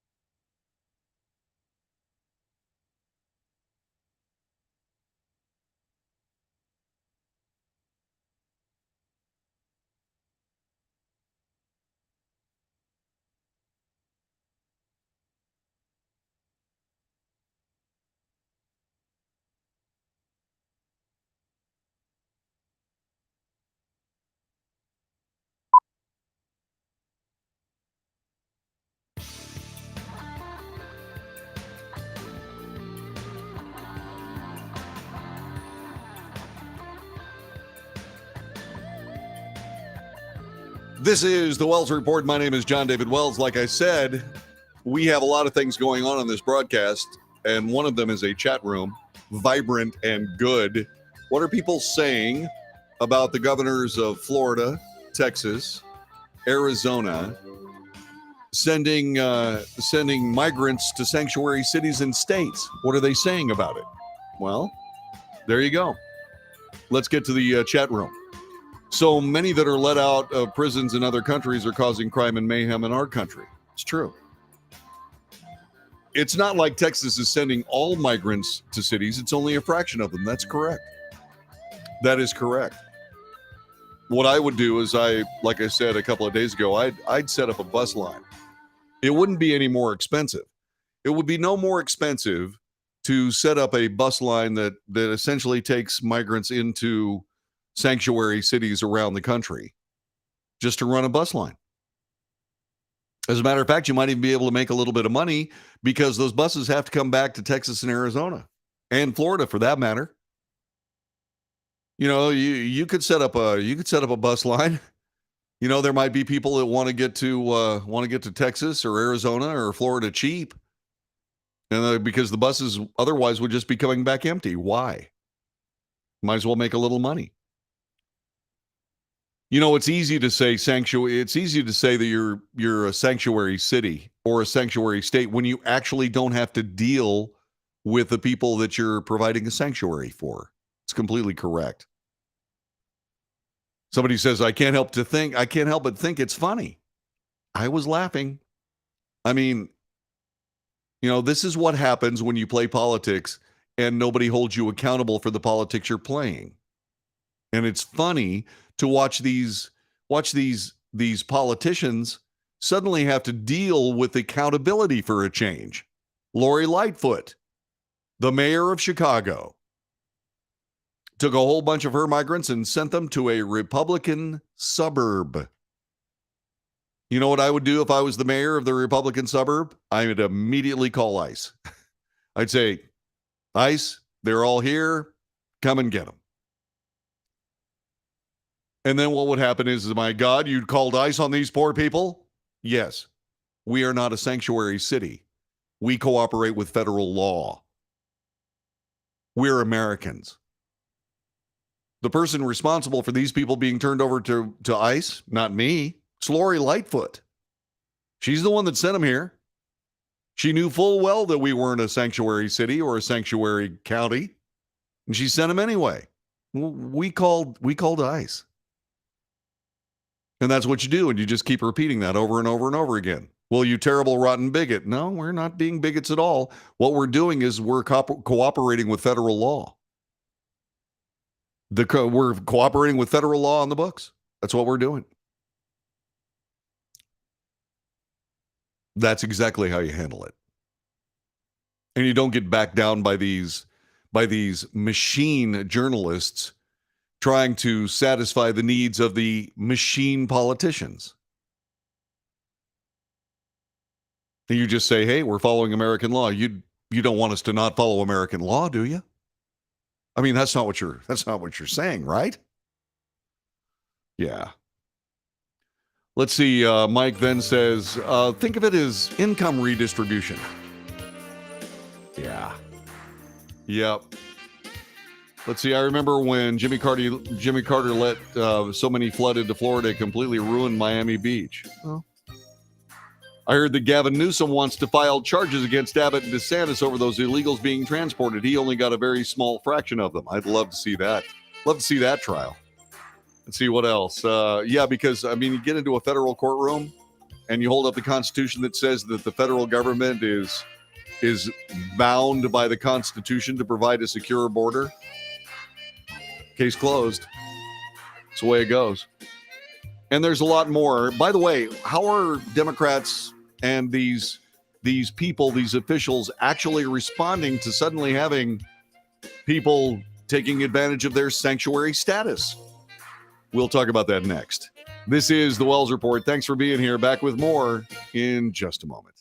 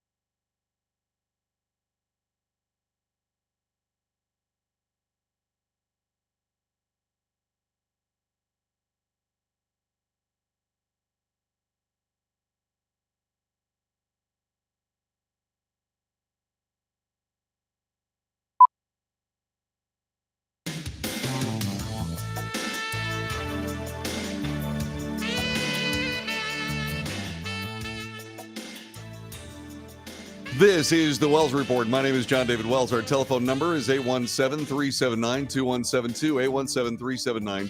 817-379-2172. And so, Ron DeSantis, the governor of Florida, joined Texas Governor Greg Abbott and Arizona as well in sending. I thought I hit the button. I hit the wrong button. There we go. Sorry, I was talking to the wrong camera. Anyway, where was I? Oh, yeah. Yeah, so Ron DeSantis decided to send a whole bunch of, not really a whole bunch, only about 50 migrants from Venezuela to Martha's Vineyard. Hoops. Suddenly, Massachusetts, always bragging that they are a sanctuary state, suddenly actually has an opportunity to give people sanctuary. And I think that's a good thing. Lawmakers, what are they saying? Lawmakers in Massachusetts, what are they saying? Well, suddenly they were tasked with caring for dozens of migrants yesterday after Florida Governor Ron DeSantis sent 2 plane loads full of them to Martha's Vineyard. That's a ritzy island located in Dukes County. Yesterday, Democrat lawmakers voiced their criticism online after they were forced to act swiftly to provide shelter, food, blankets, and other necessities to the 50 migrants who now reside in their state. Really? Yeah. 50. Can you imagine? And without notice. Well, we get 9 to 11,000 people showing up in Texas without notice. We have to act swiftly to provide shelter, food, blankets, and other necessities. We're just sharing the wealth, especially with sanctuary states and cities. Representative Dylan Fernandez, a local lawmaker, represents Martha's Vineyard as well as Falmouth, Nantucket, and Gosnold, said on social media that he was part of the logistics effort to welcome the migrants, which he claimed DeSantis sent to, quote, gain cheap political points. You mean like the cheap political points that you tried to gain when you said you were a sanctuary state? That kind of cheap political points? It had to be asked. I just realized how I got the camera switch wrong. I hit the button and it switched and then switched back. See? I'm learning. Yeah. Pulling into Martha's Vineyard right now, an island that welcomes immigrants and is stronger and more vibrant because of them. Let's see, I guess that's what Dylan Fernandez is now writing. That's a quick change around. Currently, immigrants are being dropped off on Martha's Vineyard by chartered flights from Texas, he said in another tweet. Many don't know where they are. They say they were told they'd be given housing and jobs. Islanders were given no notice, but are coming together as a community to support them. Great. That's really good, by the way, because that's what we do here in Texas and in Florida and in Arizona. Let's see. In another tweet, Fernandez described the migrant drop-off as evil and inhumane. Really? Evil and inhumane to send people to Martha's Vineyard? I thought that was kind of a nice place. Republicans are using human lives as political pawns. Yeah, sort of like opening up the border, expecting these people to come and vote for Democrats. Yes, sir. The representative also shared a selfie with some of the migrants, captioning the photo with a heart and the American and Venezuelan flags. That's good. Our island jumped into action by putting together 50 beds, giving everybody a good meal, providing a play area for the kids, making sure people have health care and support they need. We are a community that comes together to support immigrants. Good. That's wonderful. He then said these immigrants were not met with chaos, they were met with compassion. We are a community, a nation that's stronger because of immigrants.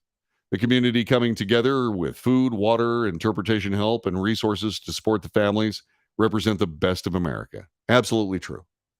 Absolutely true. And you're doing such a great job, we're going to send another 900. What do you think? Massachusetts State Senator Julian Sir, who represents Martha's Vineyard, Cape Cod, and Nantucket, also tweeted about the migrant delivery, calling it a developing situation. Yeah, the development is, what am I going to say about this situation? Exactly. The office of Massachusetts Governor Charlie Baker confirmed with Fox News that it was aware of the situation and local lawmakers provided short-term shelter to the migrants. The Baker Polito administration is in touch with local officials regarding the arrival of migrants in Martha's Vineyard, said Terry McCormick, Baker's press secretary. At this time, short-term shelter services are being provided by local officials. The administration will continue to support those efforts.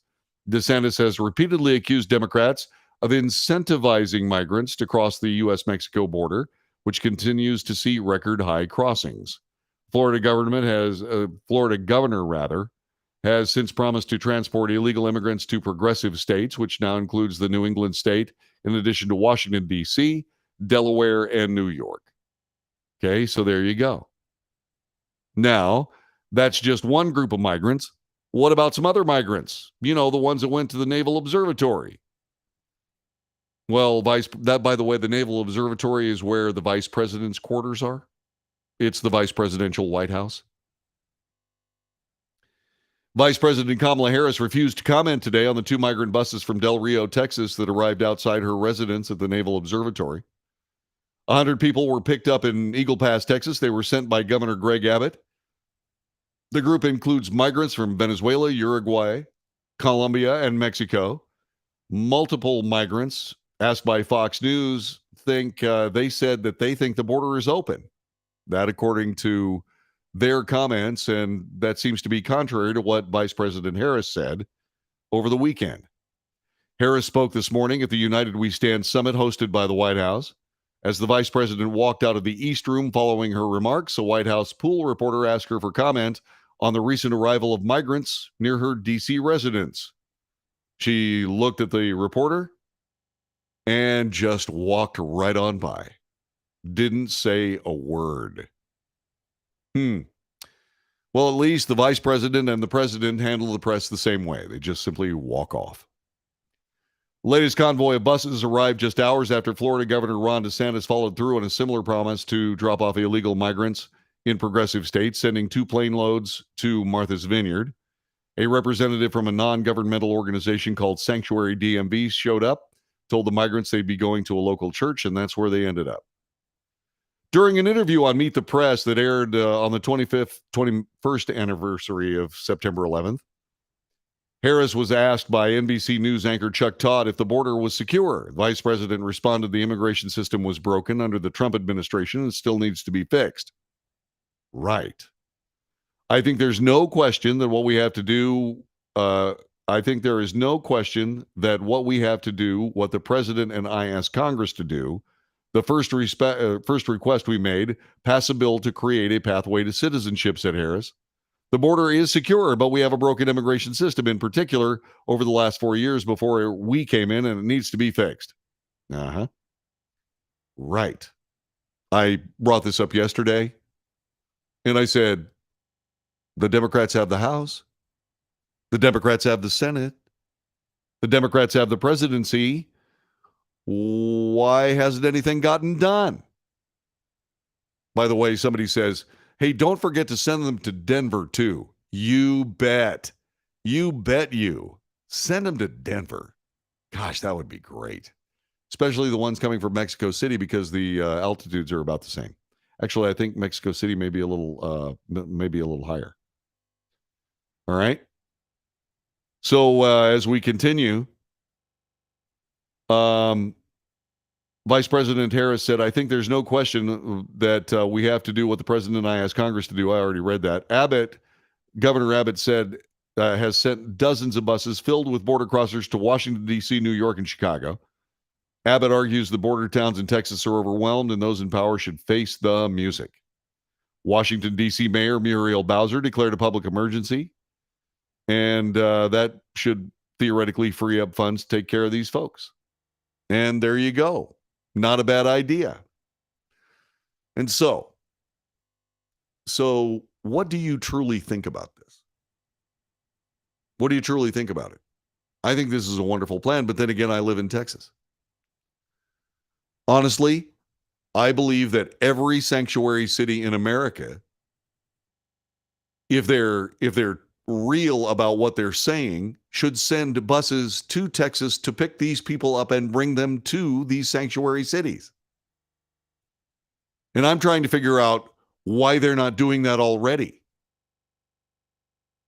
Why is it that Texas and Florida and Arizona have to send buses to Chicago and New York and Washington, D.C.? Why doesn't Washington, D.C. and Chicago and New York, why don't they send buses down here to pick these people up? Why don't they pitch in? Why don't they pitch in and help out? This is what they've been saying for decades. If you are an illegal migrant, if you are somebody that is breaking American law, come to our city, you'll be safe from ICE. Okay. This is a no-brainer. And oh, by the way, who gave Governor DeSantis, Governor Abbott, and the governor of Arizona the idea to start sending these migrants out? Who gave them that idea? That's absolutely right. The Biden administration. Because the Biden administration, they were sending these migrants everywhere in the United States, and a heck of a lot more than just 100 at a time, to all kinds of cities and states across the United States, not telling anybody anything in the dead of night. At least this happened during the daylight hours.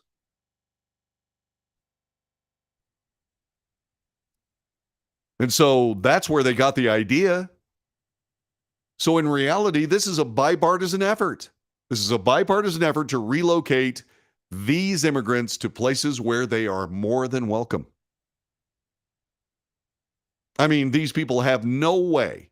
These people that say that they run sanctuary cities and sanctuary counties and sanctuary states, they've got no place to hide on this one. They should be sending buses to Texas and Arizona and Florida and picking these people up and bringing them home. That's what they should be doing. And I want to see how many of them end up being diselected at the next possible opportunity for doing it. Can you imagine? The Kennedy compound is in Martha's Vineyard. The Obama compound is in Martha's Vineyard. There are an awful lot of people that live in Martha's Vineyard. All of them typically very liberal. They must be just as happy as clams to have these migrants in their town. Don't you think? Yeah, this is all well and good until people start showing up. And if they are somehow, I find it ridiculous that they would say that this was inhumane and evil. Really? It's inhumane and evil, huh? To come to your state, come to your city? That's the way this works? This is what happens when you run your mouth before you actually prepare for the reality of what running your mouth might mean. This is long overdue. Long overdue. It needs to continue. It needs to continue. And yes, if I was the governor of Texas, I would write a letter to Muriel Bowser, to New York, to Chicago, Lori Lightfoot. I'd say, hey, look, we've got some more people that want to come to your sanctuary city. You want to help us out with bus fare? We can put this bus together and have it sent out to you, to your city for $25,000. We take American Express. That's what I would do, and I'd make it public. I would make it absolutely public. Yeah, then there's the old NIMBY. Not in my backyard. Yeah, exactly. Rules for thee, but not for me. This hypocrisy speaks for itself. This hypocrisy speaks for itself. And yes, they need to go to Colorado too. They need to go everywhere.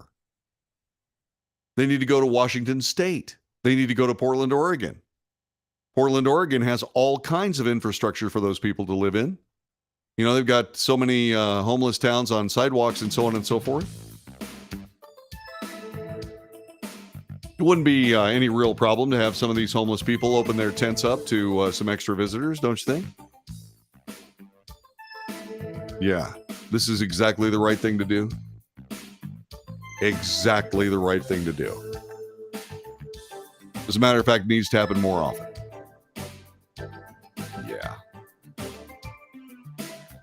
A cheap political stunt. Yeah, sort of like declaring your city a sanctuary city.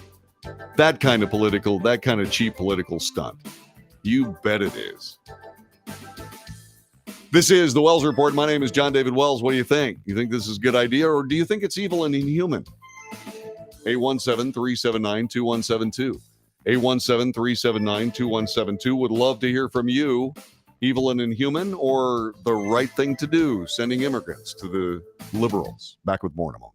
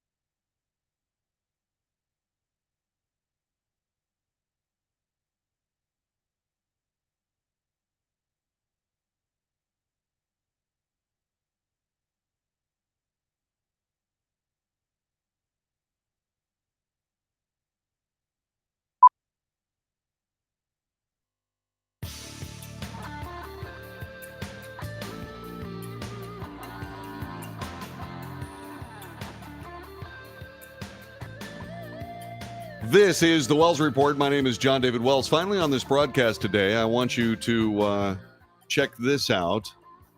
This is what heroism looks like, in case you're wondering.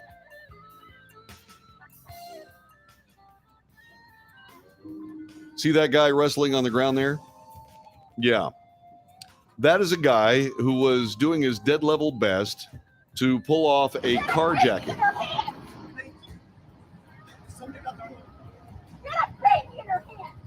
That's the mother and her baby whose car was hijacked or attempted to be hijacked. The guy is sitting on the ground after being subdued by a Chick-fil-A worker. Okay? Yeah. And they got into a very convincing tussle. And then other people rushed to, everybody rushed to the scene. Thanks, USA Today, for that video. So a Chick-fil-A worker has been praised, as he should be. Michael Gordon is his name. He works at Chick-fil-A in Fort Walton Beach, Florida. During his Chick-fil-A shift, Gordon rushed to the aid of a woman and her baby as she was getting her car hijacked, putting himself at risk and getting seriously hurt by the assailant. Apparently that did not happen, by the way. He seems to be okay.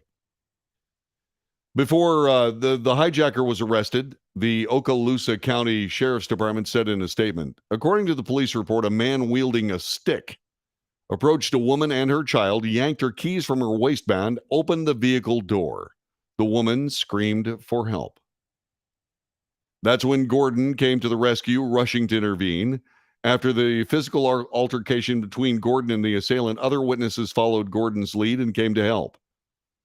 Gordon was able to keep the suspect subdued until the authorities arrived. The suspect was a 43-year-old man identified as William Branch, who was charged with carjacking, with a weapon, and battery. A major shout out to this young man for his courage, said the sheriff's department. Uniquely, this isn't the first time that Gordon has played the part of rescuer for someone at the Chick-fil-A restaurant. Back in 2018, Gordon was credited with saving a 17-year-old girl who had a crane fall on her car. At the same time, the rescue was praised as a miracle, according to the Northwest Florida Daily News. Gordon said at the time, my stepdad is a military man. I grew up doing what he was doing. When this happened, I knew exactly what to do because of him. Thank God. Yeah. There sure are an awful lot of people, though it's just another reason why you should always eat at Chick-fil-A when you get a chance.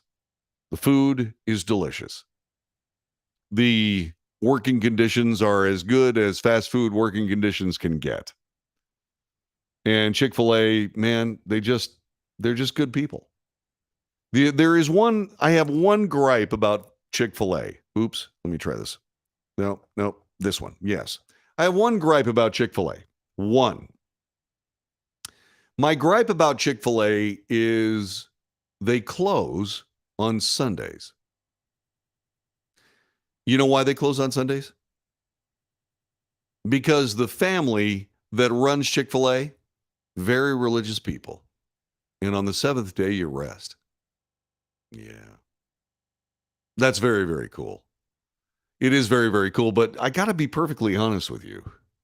It sure would be nice to drop by Chick-fil-A after church, grab a couple of sandwiches, and go home and have a Chick-fil-A for lunch. Wouldn't that be great? That would be really nice. I suppose you could go on Saturday if you wanted to. A lot of churches have services on Saturday. Maybe you could go on Saturday and then get yourself a Chick-fil-A lunch. Or you could go to Chick-fil-A on Saturday and then bring home that wonderful, delicious chicken goodness. You can bring it home and heat it up after you got back from church. What do you think? It's good things. I remember doing a lot of charity events with Chick-fil-A. And I remember when they were being attacked by the media and other people for their beliefs and standards. And all I can say is that I was very heartened as I was covering that story to go to the Chick-fil-A, which is, let me figure out where that place, it's right over there. There's a Chick-fil-A right over there. I went over there and the line was around the block. The line to get in was around the block. And it should have been. It should have been. I think they ran out of food.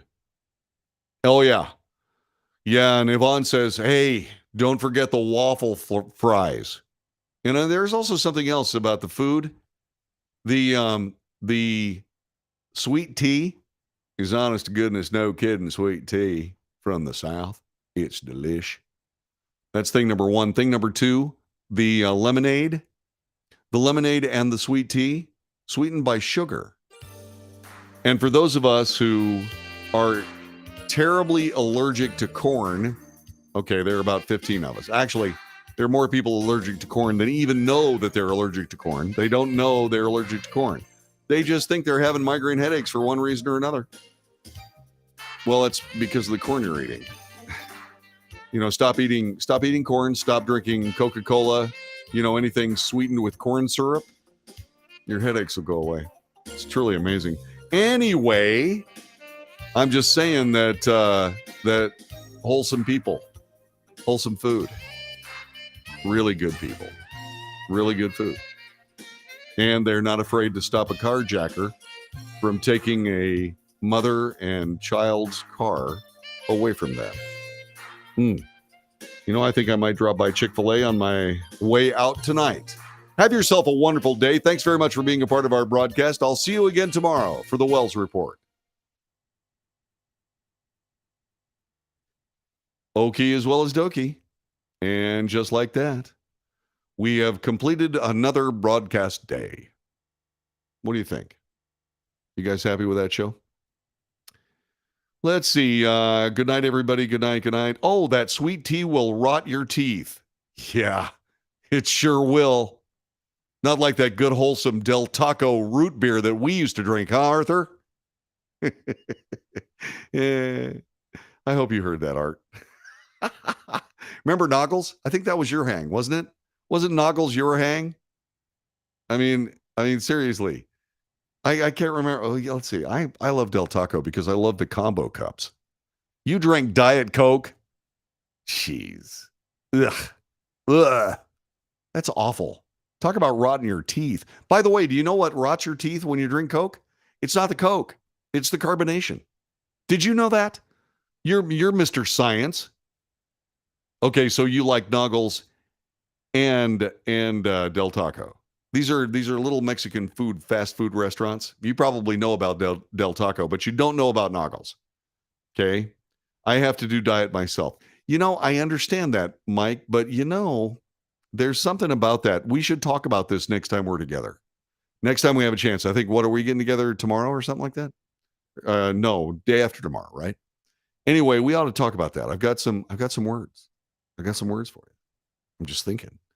All right, you guys, I got to go. Like I said, God bless all y'all and take good care.